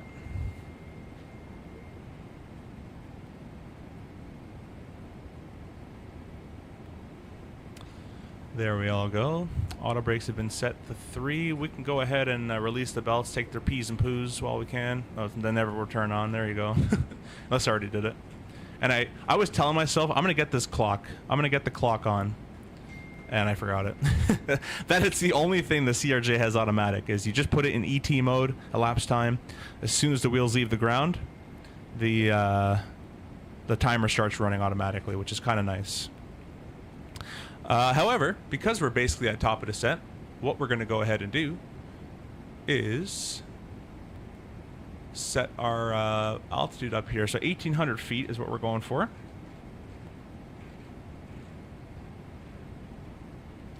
And that is set. This is an LNAV VNAV approach, unlike the last one, which was an LNAV only approach. This is LNAV VNAV, and the MDA of 690. Last time I tried this, it didn't work, but I'll try right now. There we go. We'll bring this up to 690. Now, it's a non-precision approach, so 690 would actually become 740. We add 50 feet on top of that. Don't know if every company adds 50 feet, but we add 50 feet.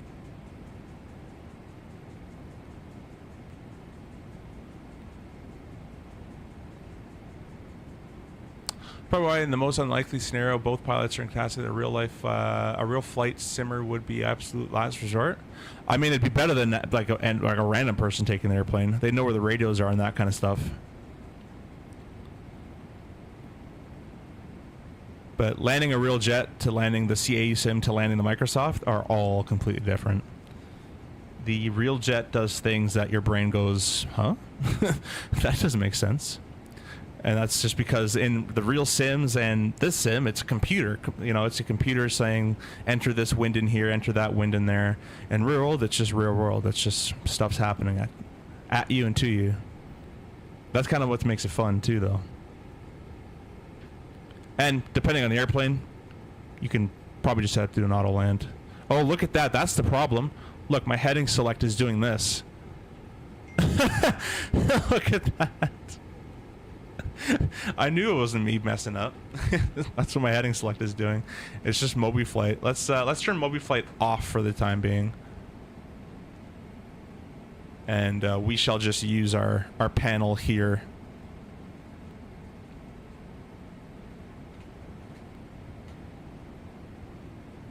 Alright, that's back. That's fine.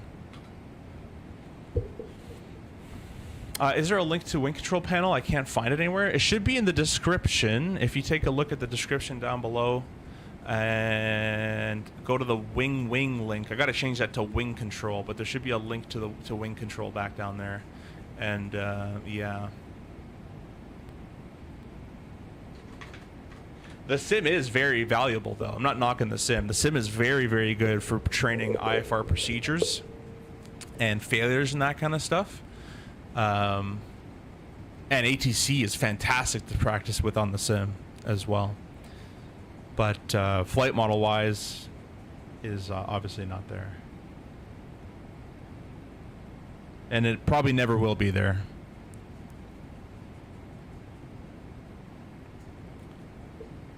Just for the vast amount of things that a computer has to calculate and keep doing.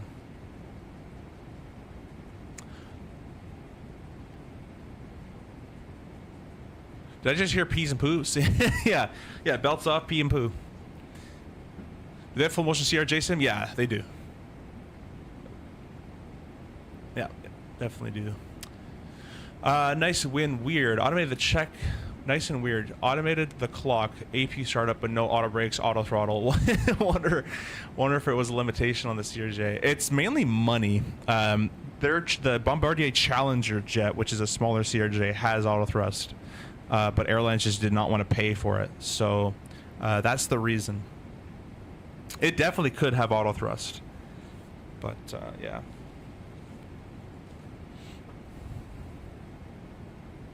Was your first flight time? Was your first time landing the CRJ in real life difficult? Oh yeah. The first like 50 landings, you learn something new in every landing. And I keep in mind, I've been simming for about 12, 13 years, and DCS, X-Plane, all sorts of stuff. And so the system stuff was nice to learn. The flows went easily. The FMS was nice to learn. That was all fine. And then you get to the real jet, and it's not even about the flying. It's about the speed at which your brain is processing things. That 50, 40, 30, 20, 10 call out in real life happens very quickly when you're not used to it. And before that, you know, obviously in the sim I've been landing like Concorde and doing all this stuff, but you don't get the aspect. And even with me being in VR and DCS, you still, it helps, but you don't get the full aspect of how fast all that stuff happens. And it just takes practice. It takes time and practice and experience on the airplane, or in airplanes of that speed, to get your brain to be at that speed. What we call it in the instructing world, or in the flying world in general, is being ahead of the airplane. When you first land your first jet, you're probably going to be behind the airplane. And then once you get used to it and you start flying it a lot, you start to maybe be, you know, you're up to the level of the airplane. And then once you've flown it for a year or two, now you're 20, 30 seconds ahead of the aircraft, or a minute ahead, or maybe 3 minutes ahead of the airplane. And you always want to be ahead of what's going to happen, right? So, and that's all just takes experience. It's all just experience. Your first crosswind landing will always, you know, anybody who's taken an intro flight in a 172 will see the differences.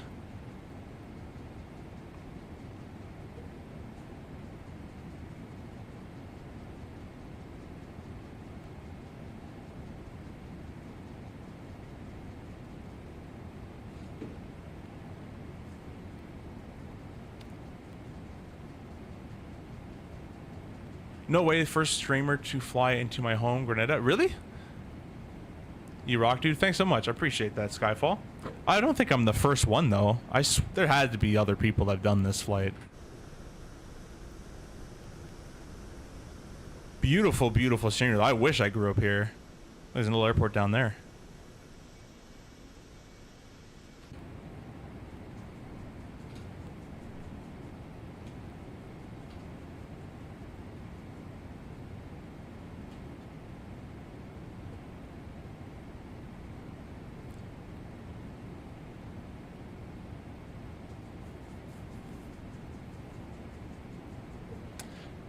Yep, two completely different experiences. Important for the RJ to considering the murderous or suicidal tendencies, or both, really.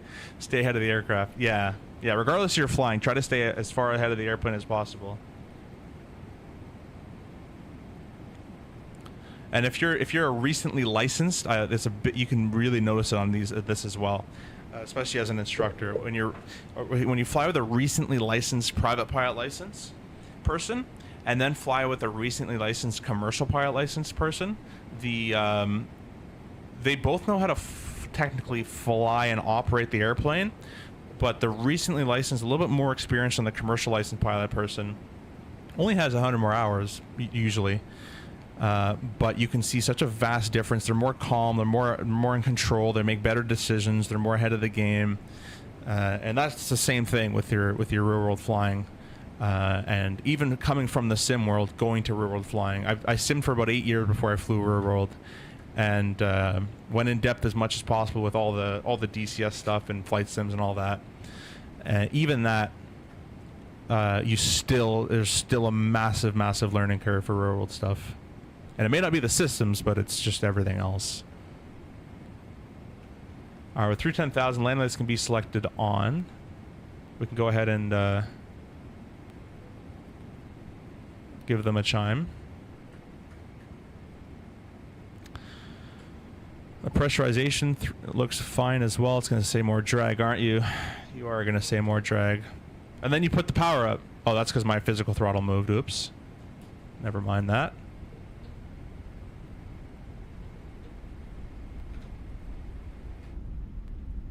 Like when you start to add drag, there's like a bit of shaking sounds you hear. That's pretty cool. Like the bin's shaking a little bit. That's a very cool sound. For me, I found a lot of general aviation planes flew much nicer in real life. I preferred them. Yeah, in real world, it also flies better too.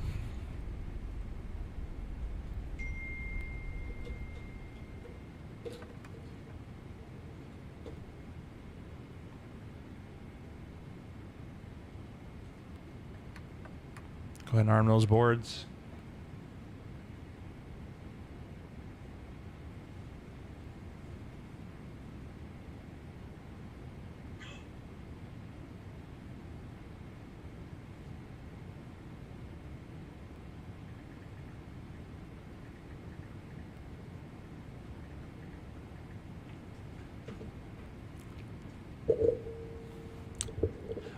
Dumb question. If you took off, sorry, if you take off in strong crossing with the decent amount of rudder, what do you do with the rudder once you get in the air? Do you keep the rudder in after takeoff or get rid of it?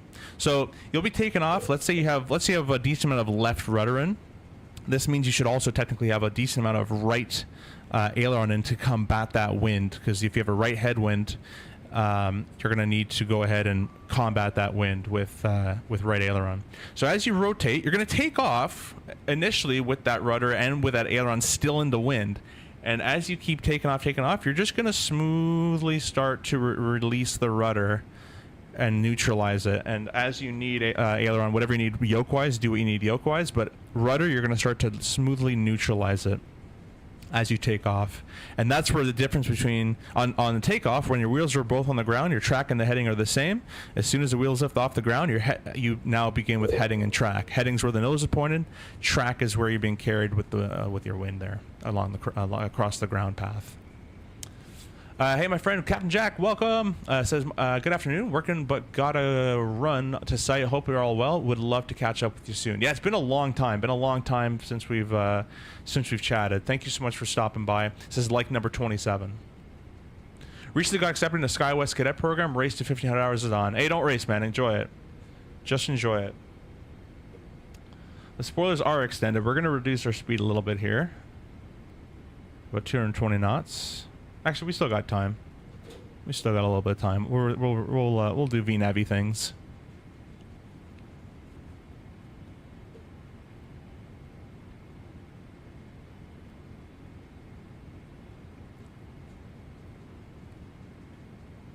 The anti-ice is all automatic. Everything's automatic.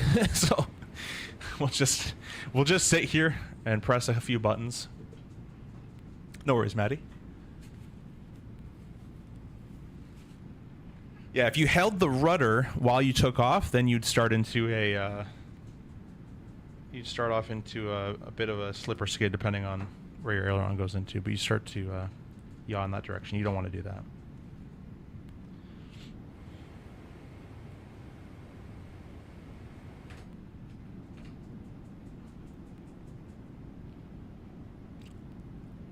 Really need some water right about now. Let's go ahead and start our flight recorder up.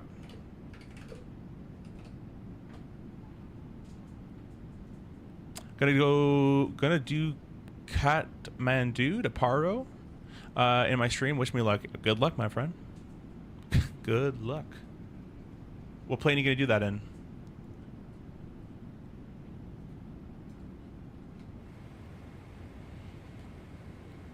Turn the cameras back on.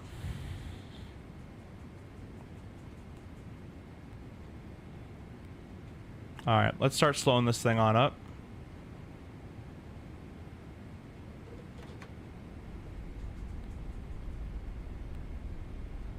I like that the spoilers actually work in this airplane. The RJ spoilers don't really do much. We're gonna go ahead and select flap 1. Phoenix 320? Nice, Jack, nice. I have to get back in that plane too. I haven't been in that plane in a long time. I have this to review for you guys. I'll show you on screen after. It's a company called Walt, and they've gone went ahead and sent me their A320 screens. They look pretty cool. Gonna go back to 18.3.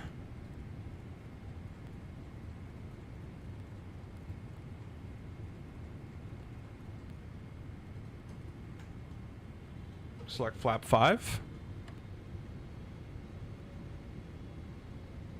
At the waypoint mates, we got to be at 1,800 feet. I'm just gonna make sure that says that in there. Yes, 1,800 is nice and in there. I don't want to pronounce this airport, but I'm just gonna call it Fort Vivu Fort. I'm gonna call it Fort Fort St. Lucia. St. Lucia traffic. It's Speedbird 2160. We're on a 12-mile final. Runway 10, St. Lucia. All right, let's go ahead and drop the gear. In a second here, we'll slow down a little bit more. Select our. I wonder if we could bring flap 15 out. Let's see. Oh yeah, flap 15 at 230 knots. We can go ahead and do that. Gear down.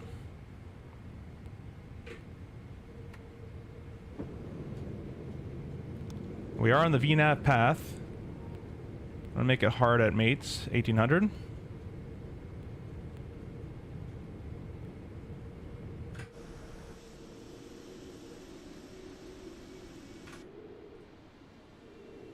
Gorgeous, gorgeous airplane, man. The 300 looks a lot better than the 200 in my opinion.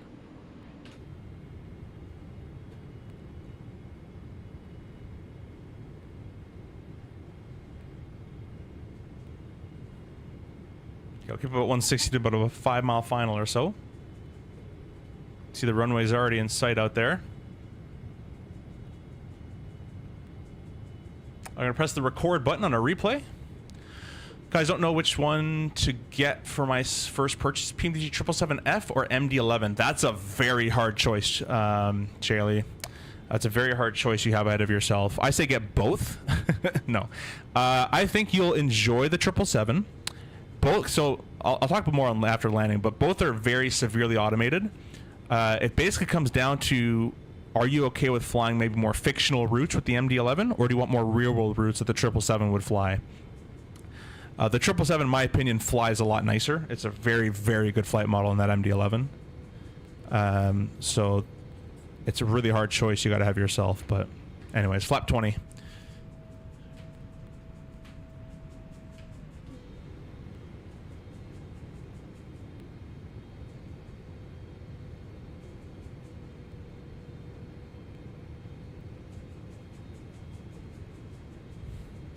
Maurice Bishop International. So I should say Maurice traffic, I guess, eh? There's flap 30. And our ref of 143 has been auto updated with our wins and all that +5 and all that great stuff. Both look good? Yeah, they both are very good.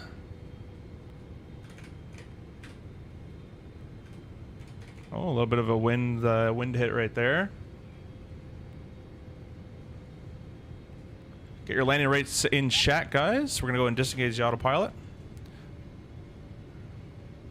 As I was trying to update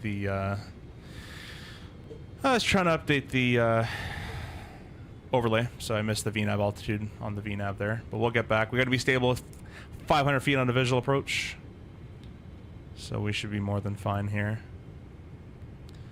Landing gear's down. We got the 30 green light, and speed brakes are armed.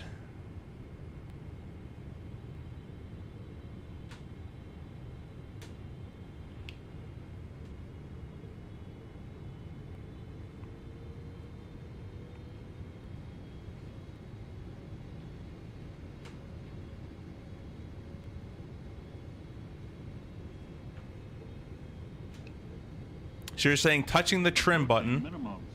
once or twice should set it to the speed I want, is what you're saying. It'll auto update to the speed I'm at right now. Minimum.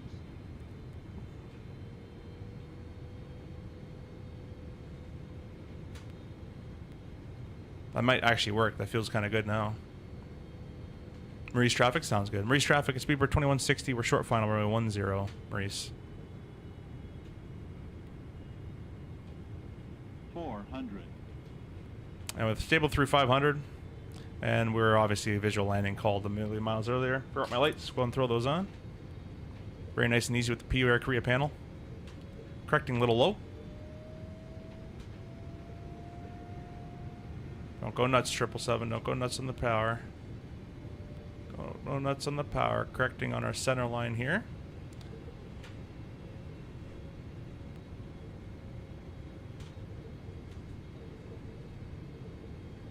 Didn't get a 50 call out. 30, 20. A little bit of a flare. A little bit of rudder. There's the touch in the touchdown zone. Little float. That's okay.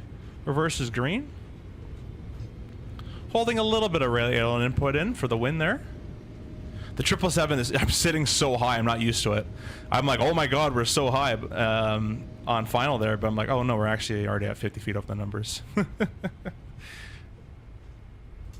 Alright, the reversers are gone away there. We can go manual braking. We're going to go to the end, because that's where the... Actually, there's an exit point here. Look at that. They built an exit. That's smart. Race traffic speed, we're 2160. We're exiting left on Charlie. Alright, let's get the flaps all the way up. We'll turn the recording off.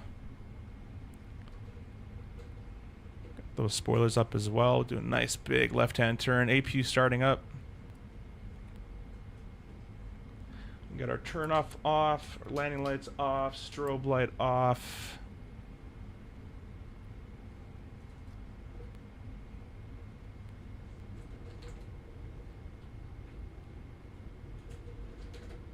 There we go. Auto brake off as well. Let's get GSX out here.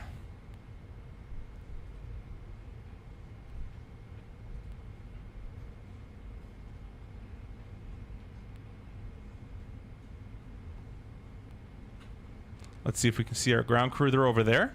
Ground crew's in sight. We can get our taxi light off. Race traffic, Speedbird 2160, clear all runway.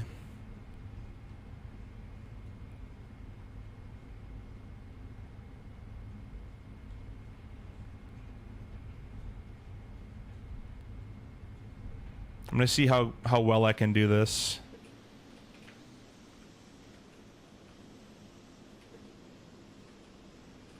Where's my marshaller? My marshaller at?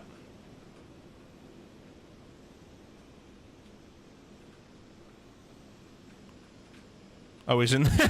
He's there in the grass. I was trying to set up like a cool little marshaller view. Whatever.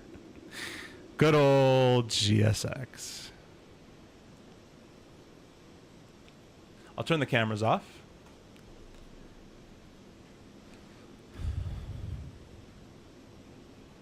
Pass this line a little bit. And a nice big right-hand turn.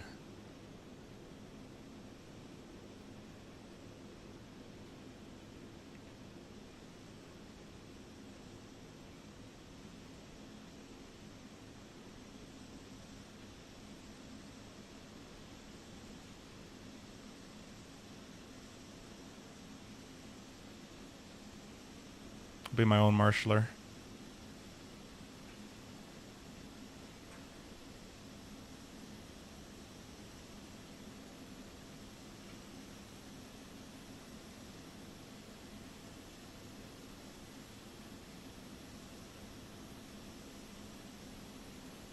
Nice. Alrighty. Look how high we're sitting. Alright, parking brake is on. The APU is running. Anti-ice is all off. We can go ahead and get rid of our number 1, number 2. Let's hear it out. Nice. We can go ahead. Nope, nope, nope. That view. We can go ahead and get rid of our beacon light. The belts are off. Hydraulics. Oops. Are all off as well. Oop, that was the wrong one. There we go. There we go. Everything is all running. We can ask GSX to deboard us here. Parked a bit too short. Nope, I'm right on the line actually, GSX. Parking brake is set. There is no steering switch. We can go ahead and ask for ground power, ground air. Set the chocks. Parking brake is off. Ground power, ground air. 1, 2, and APU's off.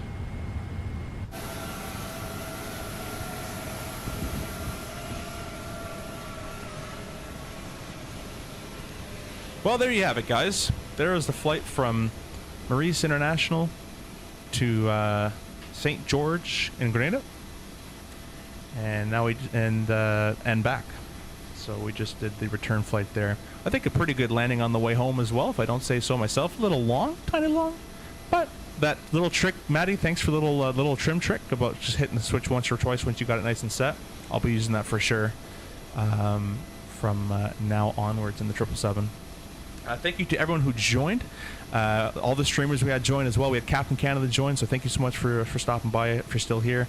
Mr. FO Pilot Depth jumped in as well. So go check out FO Pilot Depth and Dominic as well. Check out It's Dominic on YouTube as well. So thank you to all you guys Really, really appreciate all you guys being here. We don't go away yet though. We still have a replay to do, so we're not done quite yet.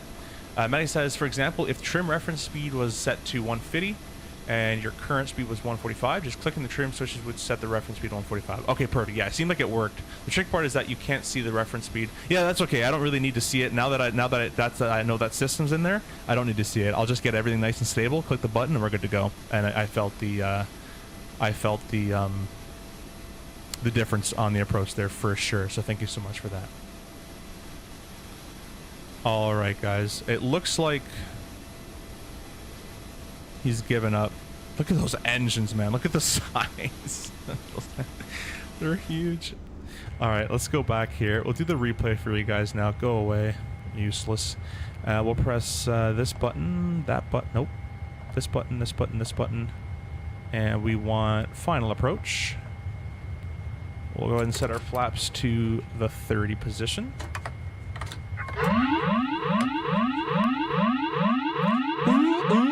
It's a rave.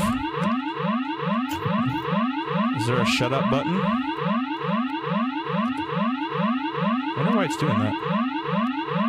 It's kind of weird when a preset does that. A loaded panel state. Let's just go out here for the time being. Gonna disconnect from VATSIM.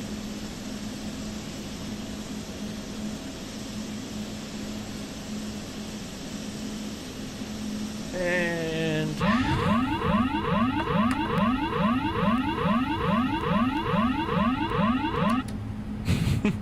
there we go. Jeez. All right, we'll do that. Get rid of you. Engines are coming up online. Don't know why those are gone now. That's okay. We'll just go ahead and do the replay. Too low, terrain. Start off with a nice external Too low, view. terrain. Too low, terrain.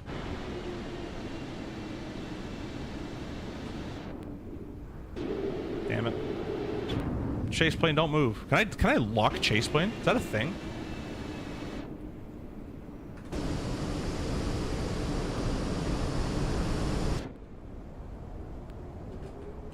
Alright guys, here we go. This beast is on final. Look how... It's a gorgeous looking airplane. I'll admit it. There's GFX, look at that. That's cool.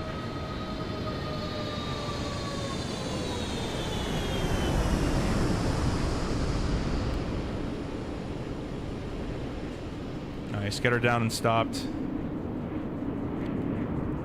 It's pretty hard to have a bad landing in the triple. It lands pretty easily, to be honest.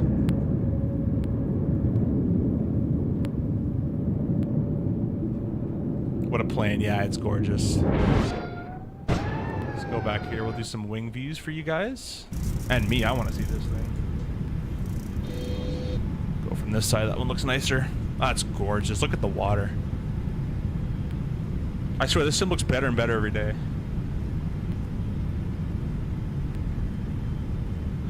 Thanks, Berg. Appreciate that.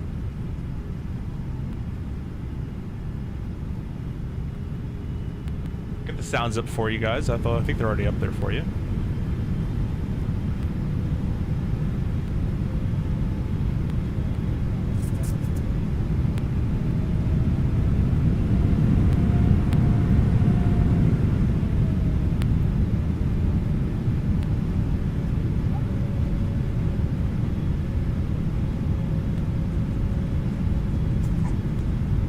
I'm not seeing any of the ailerons and stuff move. This is me doing it physically, but I'm not seeing it move, which kind of sucks in the replay.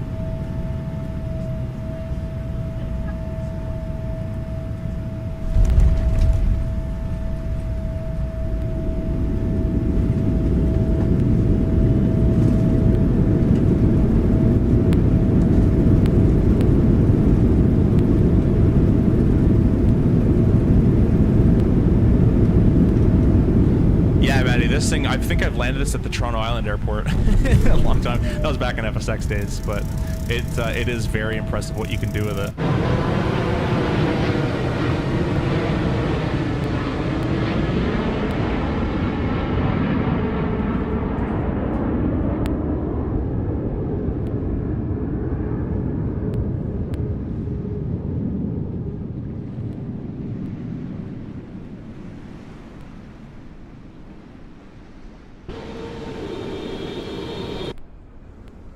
Watch from the tower view.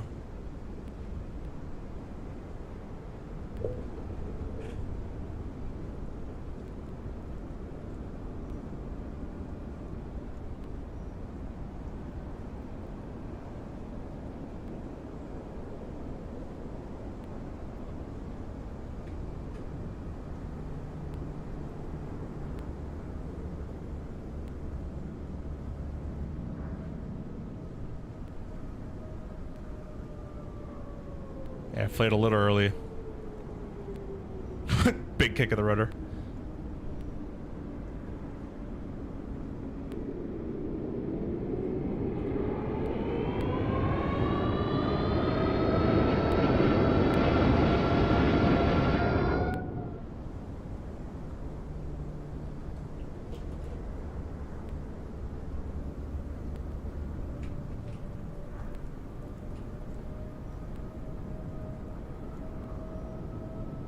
Looks like a screenshot right there. Taking that picture. Yeah, we got carried up by the winds. It was all looking nice, and then near the island, the winds just kind of crept up on us.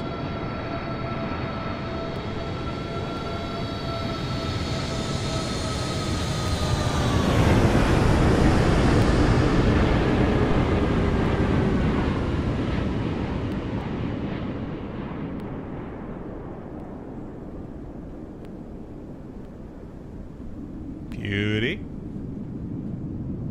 Give you guys some flight deck footage, why don't we?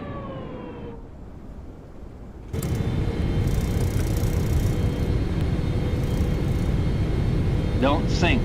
Oh no. Don't sink.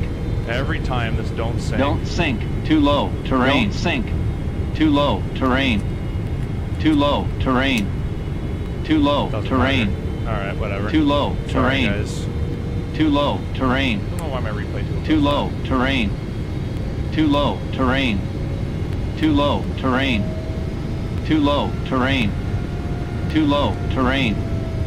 Too low. Terrain. Too low. Terrain. Too low. Terrain. Too low. Terrain. Too low. Terrain. Too low. Terrain. Too low. Terrain. Too low. Terrain. Too low. Terrain. Too low. Terrain. Too low. Terrain.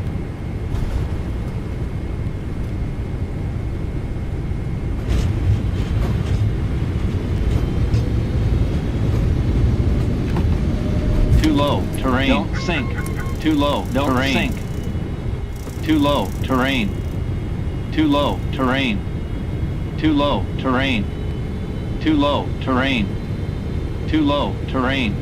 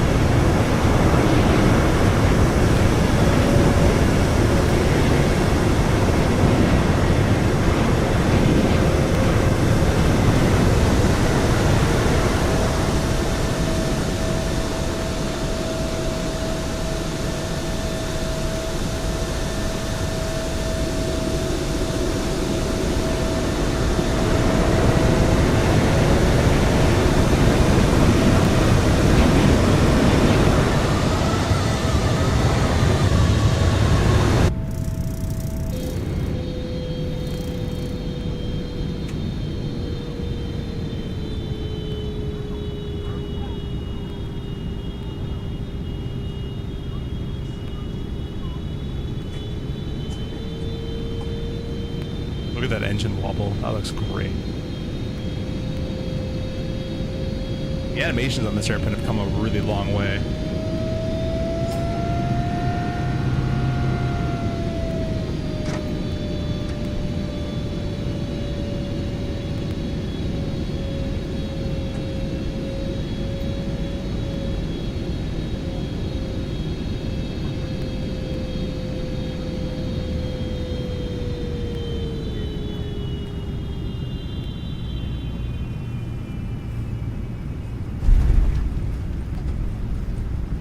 That sound is excellent. That's exactly how that sounds when those mains touch down.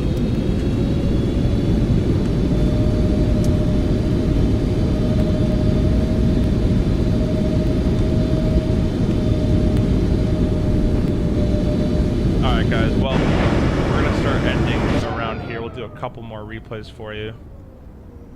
And then we're gonna call it a day.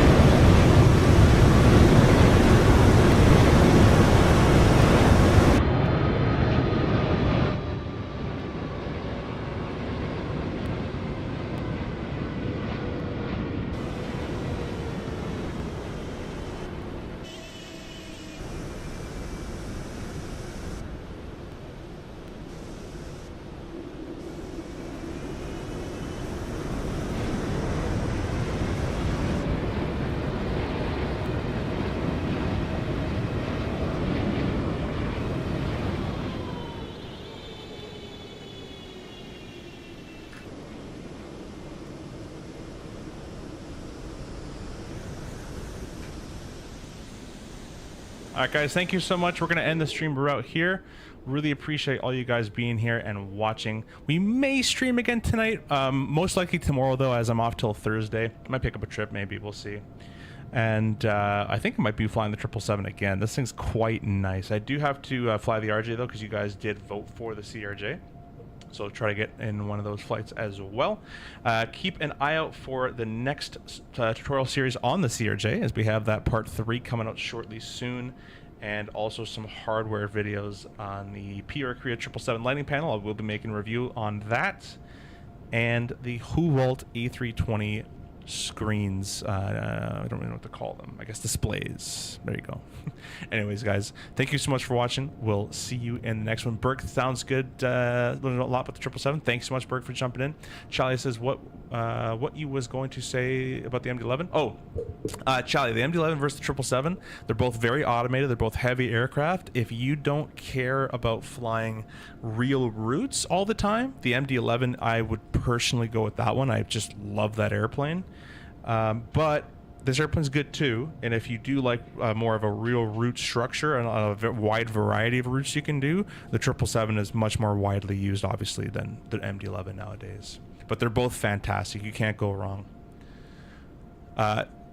Keep in mind the most advanced version of the MD-11 does feature like circuit breakers and all that kind of stuff. So if you want to get super in depth with failures, the MD-11 does go further than the triple in terms of circuit breaker stuff you can do. But yeah, but I'll be in the Discord, guys, as well, so be sure to join the Discord after this as well. Maddie says it's Moncton Monday tonight. Ooh, we're going to be doing some CRJ Moncton ops then if I'm able to stream later tonight. It might be Fortnite night. We'll see though. Thank you, Maddie. Thanks for the good tips as well. And we'll see you guys on the next one. That'll be it from me. We'll enjoy this last little replay.